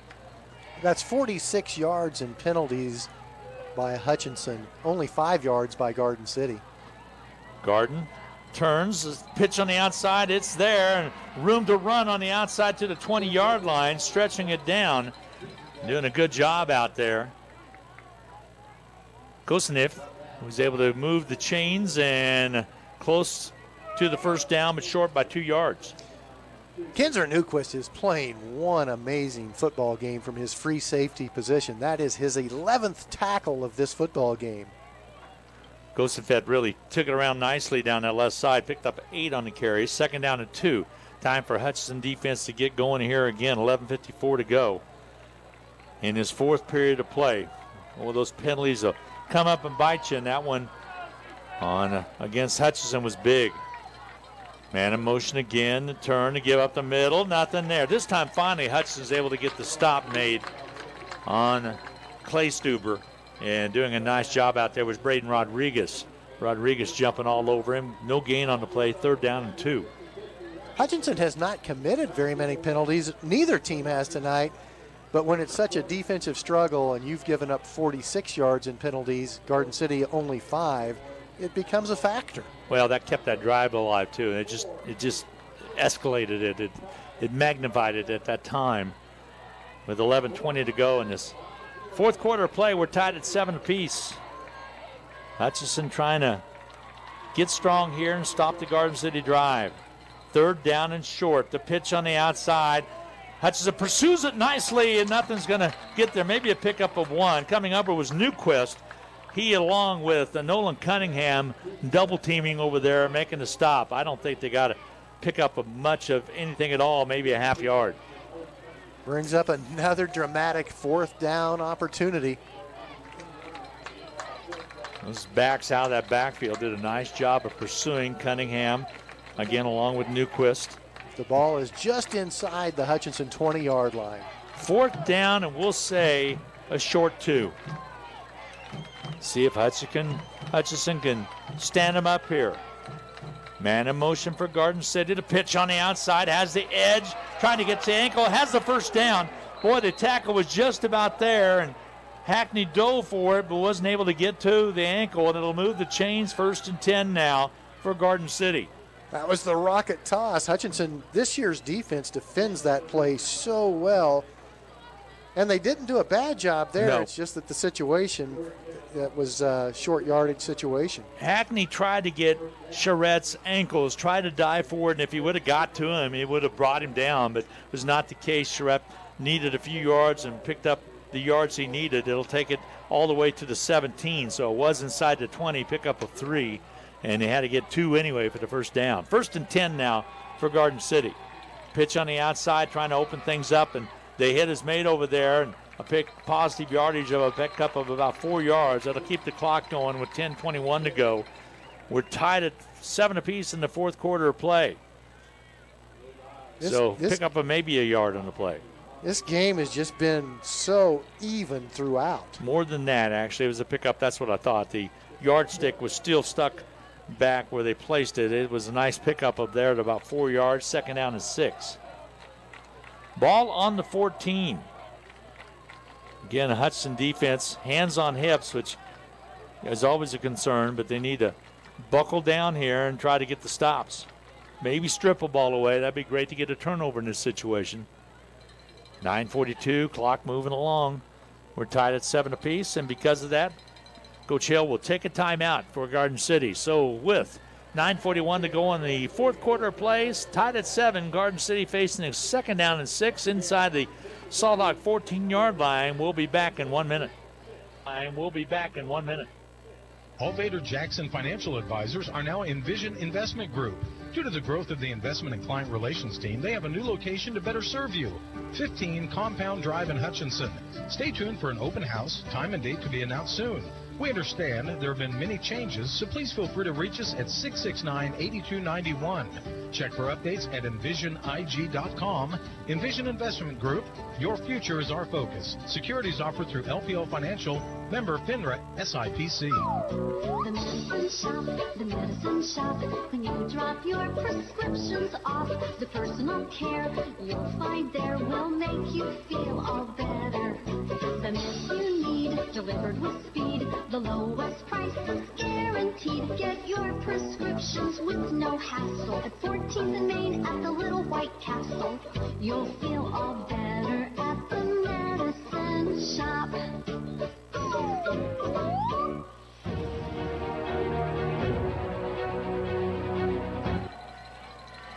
9:41 to go in the fourth quarter of play. 7-7 tie. Garden City with the ball. 2nd down and 6 on the Hutchinson 13-yard line. Glenn Grunwald, Dan Nacarado, joined by Matt Peterson on the stream. Hutchinson defense being called to do something right here. A couple other scores. This is interesting. Wichita East 16, Capon 14. Capon's supposed to be a pretty good ball club. Russell 10 and TMP 10. That's all tied up. And overall over Ark City 35-0 tonight. Here we go here. 2nd down and 6 for Garden City. Back to pass as we still back to pass. Now he tucks it away. He's going to run with the ball. He's going to be dropped at about the 10-yard line. Pickup of 3 on the play. Not enough for the first down. They're still 3 to 4 yards short. It'll bring up a big 3rd down call. Traditionally, Garden City always seems to have a very good kicker. Ooh, this is going to go against Garden City. I didn't see the flag, Dan. And now I do. It's right at the 15-yard line. A hold against Garden City. That'll back them up 10. So there's a break right there. Go ahead. You had a thought working there. Well, just looking at this game situation and the way the defenses have played, it would be a high probability that Garden City will be put into a field goal situation. I do not know how good of a kicker they have this season. Yeah, I wasn't watching that closely on warm-ups. It should have been. Good point right there. I just know traditionally Garden City always seems to have a good one. A pretty good one, yep. And we talked about that last year, remember, when they were getting inside a field goal range with the Hudson leading 21-20. Tonight it's 7-7 tie with 9:10 remaining to go in the fourth quarter of play. The handoff, left side over the tackle. And again, the carrying the ball is Clay Stuber. He's more than likely close to 100 yards tonight, if not over 100. Knee hit, though, at the 23-yard line. It'll bring up a third down, and we'll call it 17 situation. So Hudson with a great opportunity here on this third down to maybe hold and make Garden City have to go for that field goal possibly, or even have to go for it on 4th and long. Or a punt, whichever might happen here. Big third down play. 3rd down and 17. Hutchinson cannot give up the big play. The hold to give, and wrapping it up for a loss on the play of about a yard is going to be Colin Claystruber, and they were able to come up and get him around the ankles and put the stop on him. I think that might have been Ben Patterson. I think so. Along with Devin Hackney again. Hackney and Patterson combining there. 4th down and 17. So no gain on that play, and they will try, I believe, a field goal.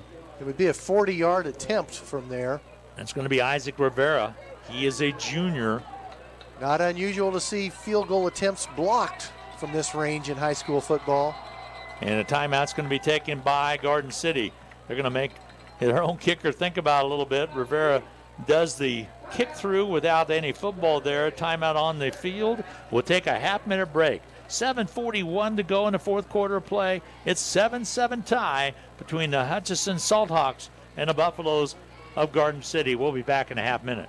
Garden City, we'll be back in a half minute. You deserve a patient-centered medical home. You deserve Prairie Star, with health care held to a higher standard, offered by compassionate primary care providers who actually listen to your concerns. Because at Prairie Star, it's all about you. That commitment to our patients has earned us numerous national quality care awards year after year. Prairie Star Health Center, 30th and K61 in Hutchinson.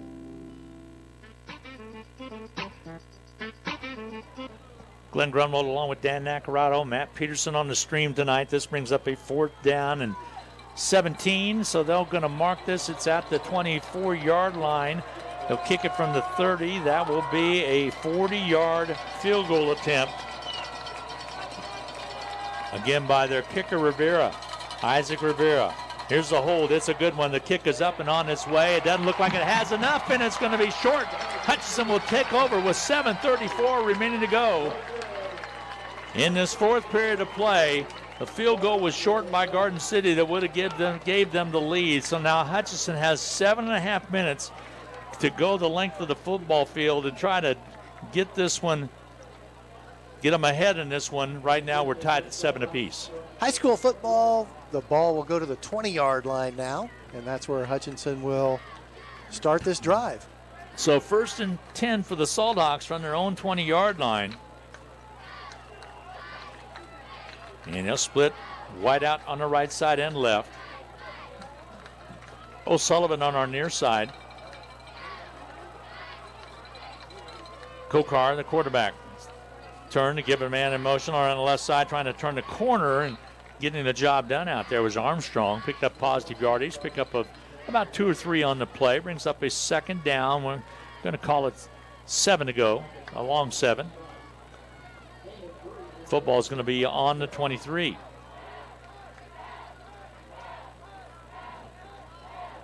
We had a thriller last year at Garden City. We did. 21-20. Hutchinson came out on top. This is shaping up to be another thriller if Hutchinson can keep moving the football. 2nd down and 7 from the 23.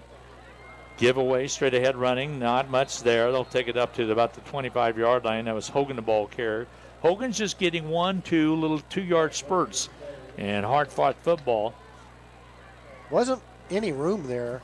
No, not at all. He eked out a couple of those. 3rd down and 5 now. 3rd down and 5 from the 25. Big down right here for Hutch.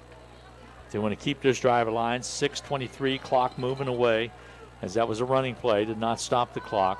3rd down and 5. Kokar, the quarterback, junior signal caller. Had a 50-yard touchdown to his credit, one of last week. Wants to throw the football, rolls to the right side, tries to sit up. Now they come and pursue on him. Now he gets it thrown downfield, and the ball is caught, I believe. They're going to catch it at the 38-yard line. Or did they say incomplete? Looked to me like the ball hit the turf and bounced. So it'll be an incomplete pass. Brings up a 4th down and punting situation. Kokar will throw the football. So inside of 6 minutes, and Hutchinson's going to punt the football away to Garden City. They'll send one man deep, and back deep will be Ryan Heeman. Heeman will be back at about his 45-yard line, set to receive the kick. This is the 39th game that Hutchinson and Garden City have played against each other. A lot of close ones. Here's the punt. Kokar gets a good one. It's going to hit and bounce at about the 46. Takes a backwards bounce. Nailed down it right at the 46-yard line. Newquist got down there quickly. And it will be Garden City's football game. Hey, back in 1915, Hutch won this one 41-0.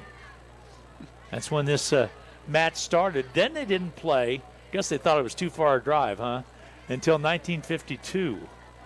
I don't quite remember those two games. Then on through the 50s, they played 3 games in the 50s, a bunch in the 80s, and then they played pretty consistently since then. It's my understanding that game in 1915. How was that game? They took a train. Well, they probably did. More than likely did take a train. 1st and 10 for Garden City now, with 5:48 remaining to go in the 4th quarter. We're tied at 7 each. Garden 7, Hutchinson 7. We'll stop the play. False start's going to be the call. And I'll go against Garden City. If you look back at those 38 games these two teams have played against each other, Hutchinson with 21 wins, Garden City 17.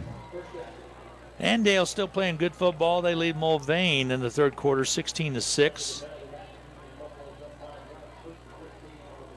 Council Grove 44, Osage City 0. Here it's 7-7 apiece. If you're wondering, I don't believe there has ever been an overtime game between Garden City and Hutchinson. Interesting. All right, Garden City sets up 1st down and 15 from their own 41-yard line. Two in motion. It should be a legal procedure again. 2 jumped in motion at the same time. And it'll back it up again. So it's going to make it a 1st down and 20 for Garden City. Little River 14, Clifton Clyde 6, Andover 35, Ark City nothing. These are 3rd quarter scores. Hillsboro 19, Heston 7, and Garden Plain 41, Sterling nothing. And Dodge on top of Liberal 35-6. Those are 3rd quarter scores for you. Here it is 7-7 apiece with 5:46 to go in this 4th period of play. And penalties had not hurt Garden City, Dan, until this moment. And now we're facing a 1st and 20. Up until this series, only 1 penalty for 5 yards. And they did it again. They did it again. 2 players went in motion at the same time, and you can't do that. So that'll back it up 5 more. And it's going to be a 1st and 25. For many years in the backfield, the Hutchinson R and L would signal one another to let each other know, hey, you're going in motion this play, I'm staying put, to avoid those type of penalties. So more than likely the play call is not going to go to either one of those young men the way they're setting that up. Or is it? Well, it was probably an option, but the option didn't work. Both slot backs thought the option was going to them. 1st and 25. Ball on the 31. They got to get to the 44, and then good defensive play by Hutch right there, coming up to make the stop for the Salt Hawks, big number 54, Dorian Hippen. Weiss fumbled the snap, and Hutchinson gave him no time to try to pick it up. Glenn Grunwald along with Dan Nacarado and Matt Peterson on the stream. So glad to have you along tonight on KWBW, 1450 AM and 98.5 FM, where Hutchinson comes for talk, news, and sports. In the State Fair, live from the State Fair next Monday morning at 7 o'clock. Man in motion, the turn, the give, first man through, nothing there. This time, Clay Stuber is catching a little bit of a brick wall up front, little or no gain. They'll keep it right at the 31-yard line. It'll be a 3rd down and 25 for the Garden City Bronquesters. Now, not Bruck, but the Buffaloes. What's happening here is also they're going backwards, Dan. So if they can't convert here, it's going to give Hutchinson some pretty good field position on the punt. It's rather poetic justice that the defense is dominating here late in the game, because they have been the strength of the Salt Hawks tonight. Split a wide out on the left side, one down also on the near side as well. The near side is Metzen. Man in motion. Back to pass as Weiss goes for the long ball all the way down the right side. Coverage there. Catches man out of bounds. He juggled it, but then it went out of bounds. I thought he first had it and it came out of his hands, and it's going to be an incomplete pass. Great play by Garden City. Hutchinson dodged a bullet because that was a very well thrown ball. The coverage was pretty good, but it was one of those back shoulder throws that was on the money. It would have been enough for the first down, but coverage was back there. Now they're going to have to punt the football away, and doing the punting is going to be Hyman. It's going to be Newquist back at his own 35, calls for the fair catch and takes it right there at the 35. Might have had some room to run, but making sure that he didn't make a mistake, and Hutch will now have it 70 yards away from a touchdown to win this ball game with 4:11 remaining to go in this 4th and final period. So Hutch, the last drive, they had to punt the football away. Garden City was not able to get anything done. Matter of fact, they went backwards on it. So this is pretty fair field position at the 35 for the Salt Hawks. Oh, you got to feel good about it if you're a Salt Hawk football fan. 4:11 to play in a 7-7 game, and your team has the ball on their own 35. So 1st and 10 for the Salt Hawks with 4:11 remaining. Like Dan just indicated, we're tied up at 7 apiece. Man in motion, turn, get first man through. That's Hogan. He covers up that football, picks up 2 hard-earned yards, brings up 2nd down and 8. So much respect for both of these teams tonight. Both defenses have just been so solid. So 2nd down and 8 is going to be the call. I just got a text that wanted to know if Rusty and I did the play-by-play back in 1915. I knew that was coming from somebody. Rusty might have. I didn't. My memory's a little bit fuzzy. I was busy with World War. I was preparing for World War I at that time. Here's the Kokar running for his life on the right side. He decides to tuck it away, and now he tries to get positive yardage back to the line of scrimmage, the original line of scrimmage at the 35. Looked like he was thinking about throwing the football. I'm afraid he would have had an illegal man downfield if he would have, and he decided to tuck it away and got back to the 35. Well defended. 3rd down and, or check that. Yes. 3rd down and long, 3rd and 10. It's 3rd and 10 for the Salt Hawks. Ball on the 35. He kind of turned and was running for his life there for a second. 3rd down and 10. Kokar. See if Hutch can convert. 2:42 to go. Man in motion. The fake to give on the counter series, and it was Burgess with the football. Picked up positive yardage of only 2 yards. It will be a punting situation. 4th down and 8 coming for the Salt Hawks, and a quick timeout taken by Garden City with 2:28 to go. We will take a timeout. We're tied up at 7 apiece. We'll be back with more coming your way right after the 60-second timeout. If 1040 is your favorite time of day, you've got Tax Pro potential.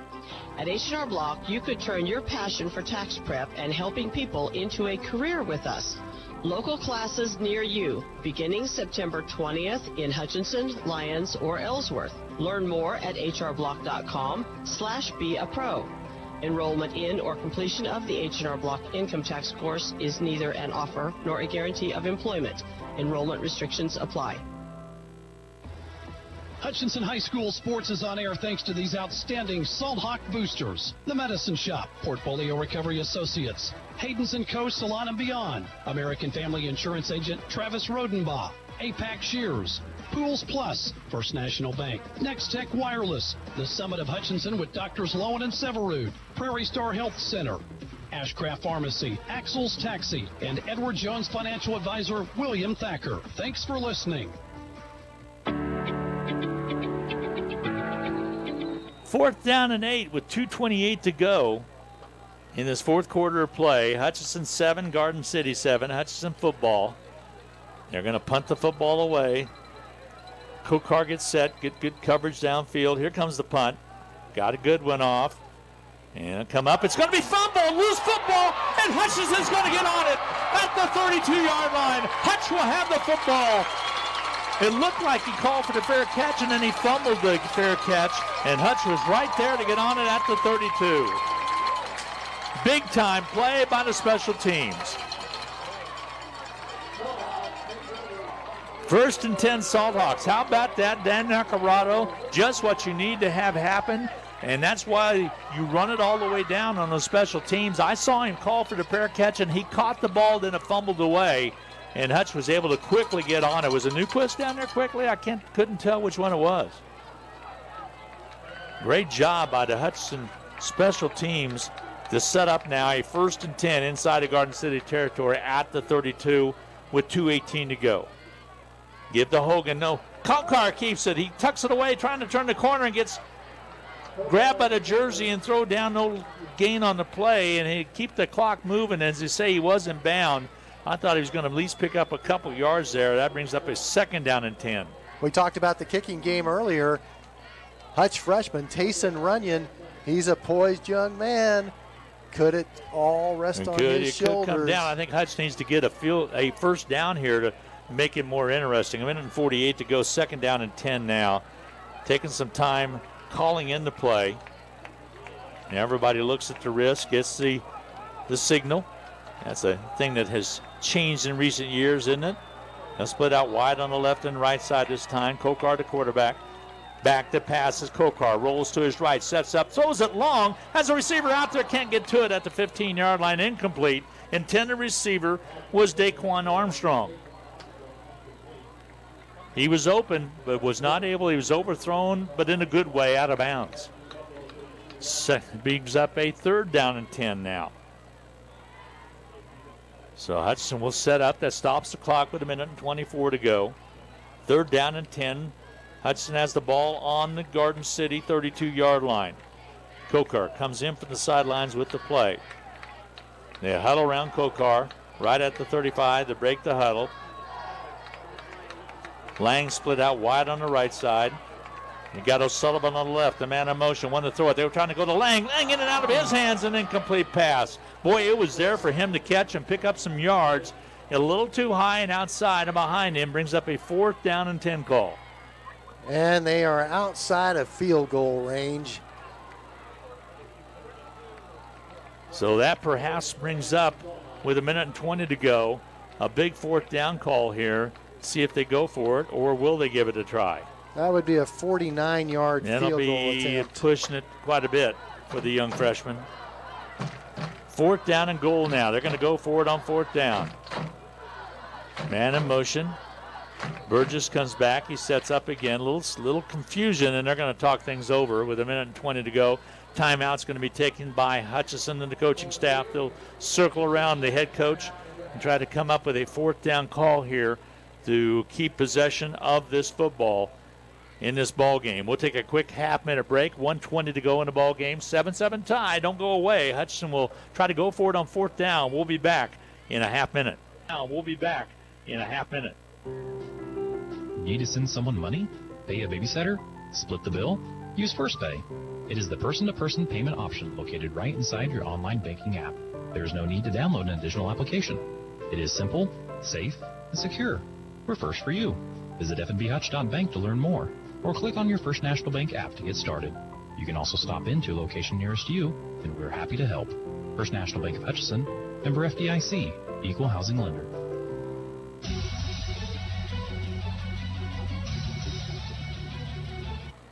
Hutchinson breaks huddled on the sidelines. They'll come down 4th down and 10 from the 32-yard line with 1:20 remaining to go in the ball game. We're tied at 7 apiece. We're inside of Garden City territory at the 32. And like you indicated, Dan, if you kick from right there, it's a 49-yarder. They're not going to put Runyon in that situation. They're going to try to get the first down and get him a little closer or go for it in overtime.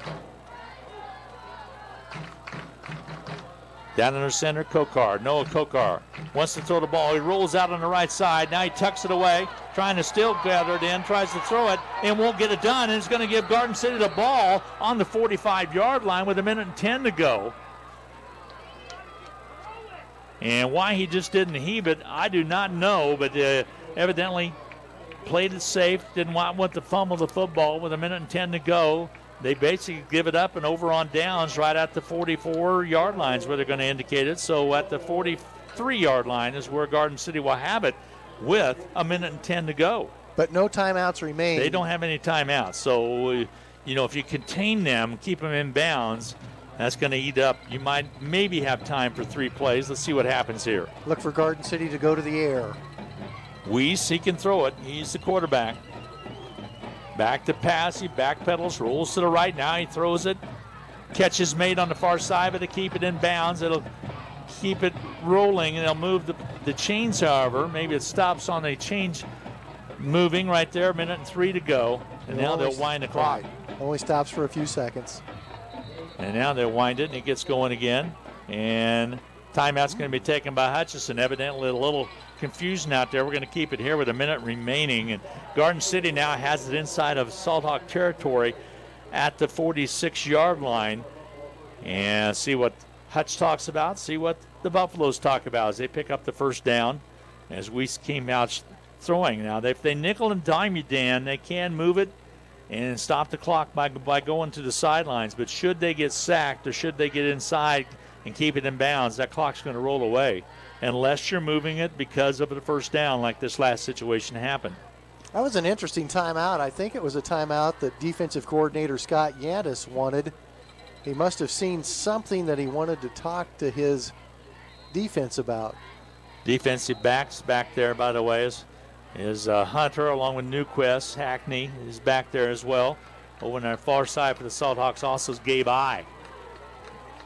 Salt Hawks have some youth out there right now. I is a junior. Kinzer Newquist a senior. Of course, Hackney. 1st and 10, Garden City. Weiss down under center. He's under Garcia. Wants to backpedal and throw. Steps up in the packet. Dances with his feet a little bit. Goes long, double coverage, and out of bounds. Incomplete pass. That stops the clock with 53 seconds remaining. Excellent coverage. So it'll bring up a 2nd down and 10. No chance of a completion on that attempt. 7-7 tie. 53 seconds remaining to go in the contest. The ball on the Hutchinson 46-yard line.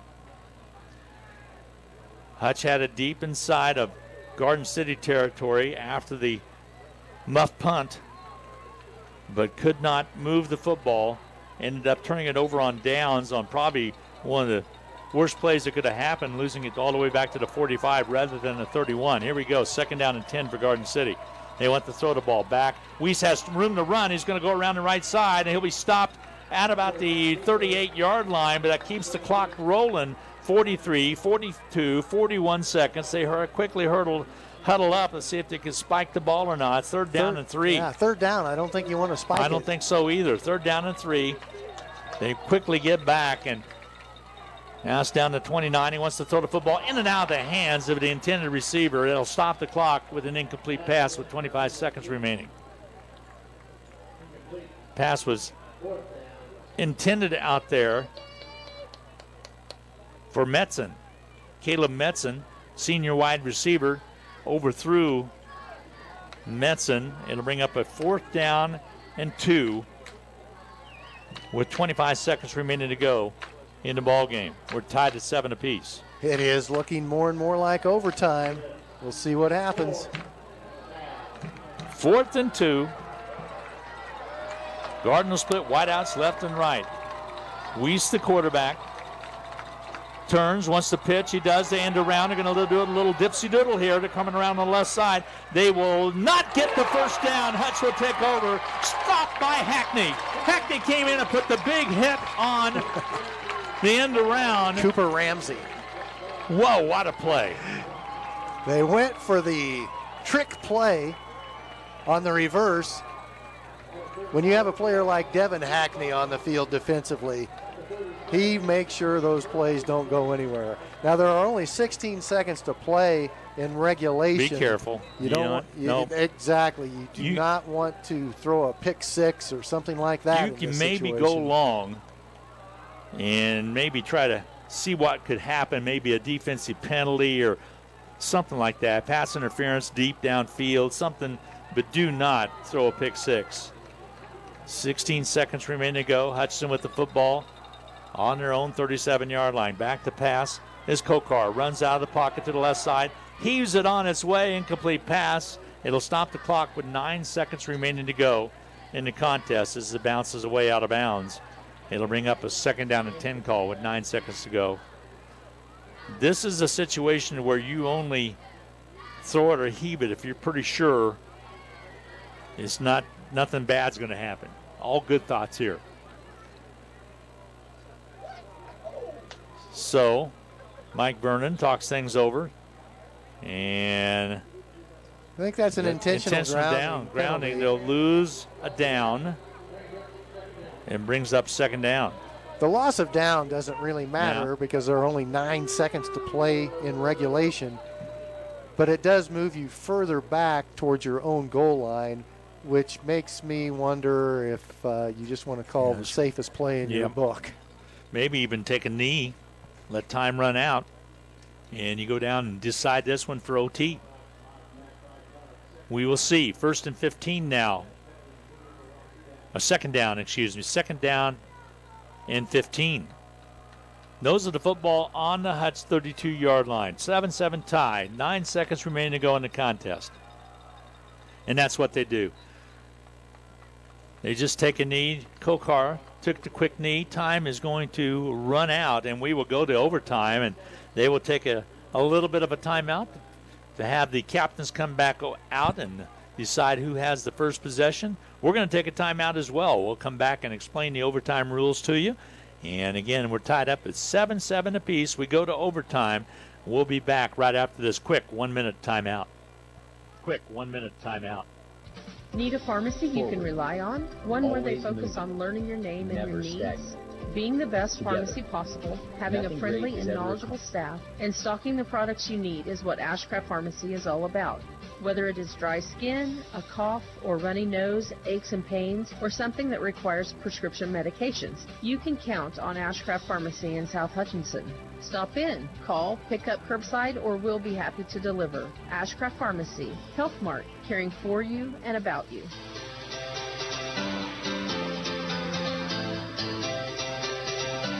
Hi, everybody. They're setting up the OT. They're going to talk things over, and they'll put a couple minutes break in between here. And Dan, we're trying to figure out when the last OT was, and you kind of think it was maybe against Junction City about 6 years ago, 5 years ago? 2016, Hutchinson hosted a playoff game against Junction City.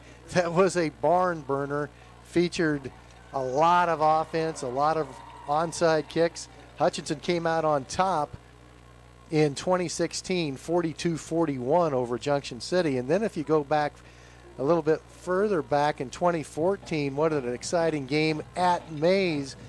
That was back in the day when Turner Wentz was the quarterback. Ryan Steckline played on that team. Hutchinson beat Mays 40-37 in overtime. And we had a very close playoff game at Topeka High a few years ago, but I can't remember whether that one ended in regulation. I think it was regulations. I believe it was regulation that ended up, and Hutchinson gave Topeka High all they wanted. That was the first round. That was 16-1, first round of playoffs. We have never had a overtime in the Garden City Series, which dates 38 different games dating all the way back to 1915. Again, then the next time after 1915. And no, Steve, I didn't do that game. And then it jumped up to 1953, 52, right around that range. So, always love it when Carp is listening in. Steve Carpenter, our good friend. Steve the Carpster. Some other scores to pass on. Little River 14, Clifton Clyde 6. That's a good ball game.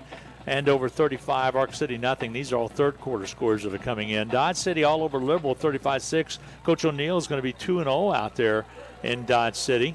Hillsboro on top of Heston 19-7. Fourth quarter score, by the way, that Little River and Andover score was fourth quarter scores. Andover on top of Ark City 35-0. Now this is going to be a situation, Dan, where you get the ball and I got a note from Rusty. He thinks he was home with laryngitis that night, he believes. So that's a possibility. Maybe I should have remembered that if that was the case. And also...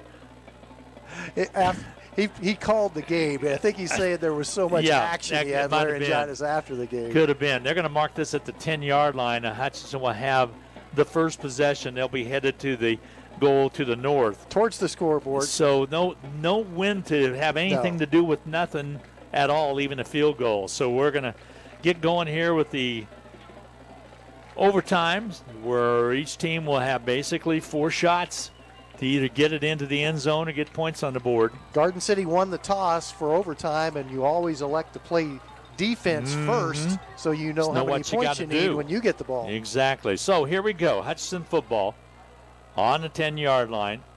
Kokar pitches it out. Catch is made.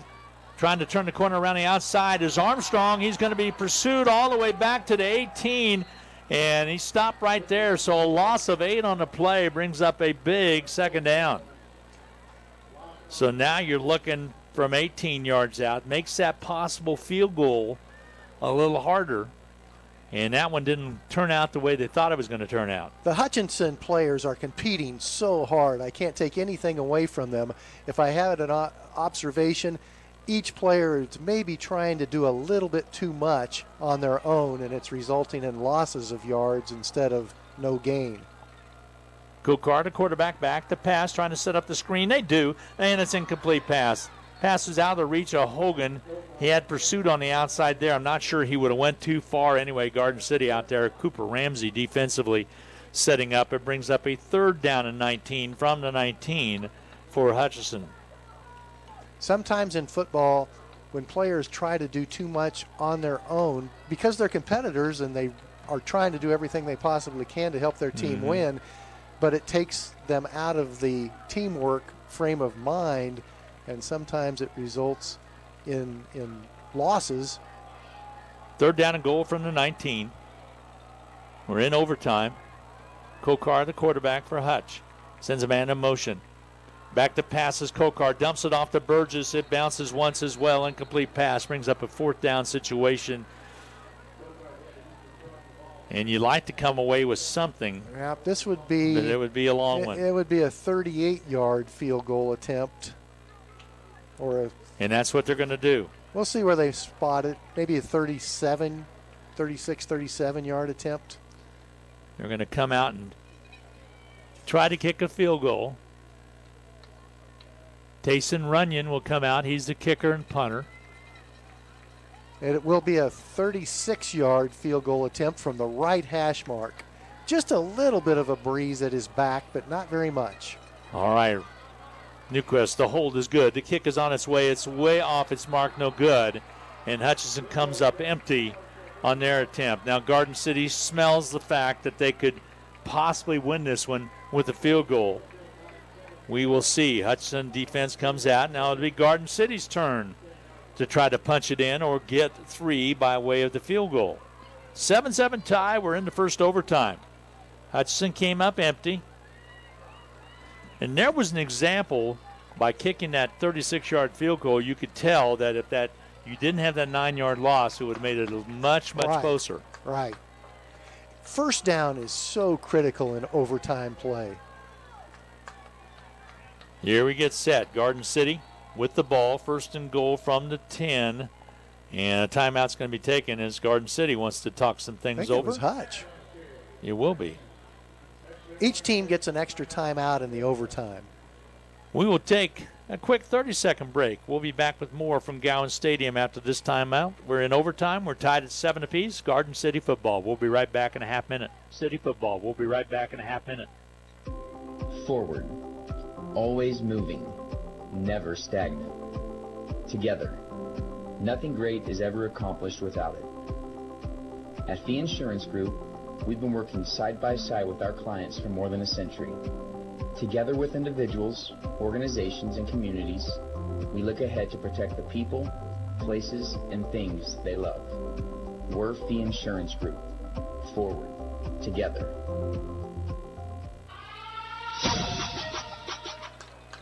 Garden City breaks the huddle. They come out. They'll set up here 1st and goal from the 10-yard line in their overtime possession. Weiss, the quarterback, sends a man in motion. Fakes the pitch, gives it off. First man through, all the way down to the 2-yard line. Nice run out there by who else? Clay Stuber. Collins Clay Stuber takes it down inside the 5. Let's see where they mark it officially at the 4-yard line. So second down and goal from the 4. 1st and goal in the overtime is such a critical snap. Garden City did a good job with theirs. Yeah, they're smelling pay dirt right now. 2nd down and goal from the 4. Weiss, the quarterback. He wants to give it to Clay Stuber again. Collins Clay Stuber takes it all the way down to about the 1-yard line. So it'll bring up a 3rd down and goal from the 1. And Garden City's smelling it right now. It's actually inside the 1-yard line. It's time for that Hutchinson Salthawk defense to storm the castle. Bring everybody up to the line of scrimmage and gamble. Here we go. We get set. 3rd down and goal from the 1. Garden City breaks huddle. Tied up at 7 apiece. Garden City's trying to end it with this play right here. They crowded deep. Weiss, the quarterback, turns, gives the first man through. It's going to be close. Did they call a touchdown? Yes, they did. On extra effort, he got in. He did. And that's going to be Klein Stuber for the touchdown from 1 yard out, and that's going to win the game for the Buffaloes. Hutchinson will go to 1-1 on the young season, and so will Garden City. They'll go to 1-1, and that's a big win for Garden City over this fine Salthawk team that won last year out in Garden City 21-20. So Garden City is exuberant, and Hutchinson walks to the sidelines dejected as they lost their first game of this young season by a score of 13-7 in overtime. We are going to take a 2-minute timeout, add up all the numbers, get set for the Medicine Shop post-game capsule. We'll be back in 2 minutes. Your final score, Garden City 13, Salthawks of Hutchinson 7. We'll be back in 2. Hutchinson 7. We'll be back in 2. The Kansas State Fair is right around the corner, and we couldn't be more excited. Finally, delicious fair food, rides, music, and remarkably low prices on all of our spas, grills, and outdoor furniture. Come see Pools Plus this year at the Kansas State Fair, September 10th through the 19th. Come take advantage of the savings. Give the professionals at Pools Plus a call to schedule your pool closing. Our schedule is filling up fast. Stay safe and shop local. Pools Plus, 21 East 1st in downtown Hutchinson. Apex Shears has deep roots in Kansas. This is Tom Stivers. We were started by George Shears in 1874, just 3 years after the founding of Hutchinson, and are Hutchinson's first contractor. Apex Shears is known for big highway projects, but think local when you need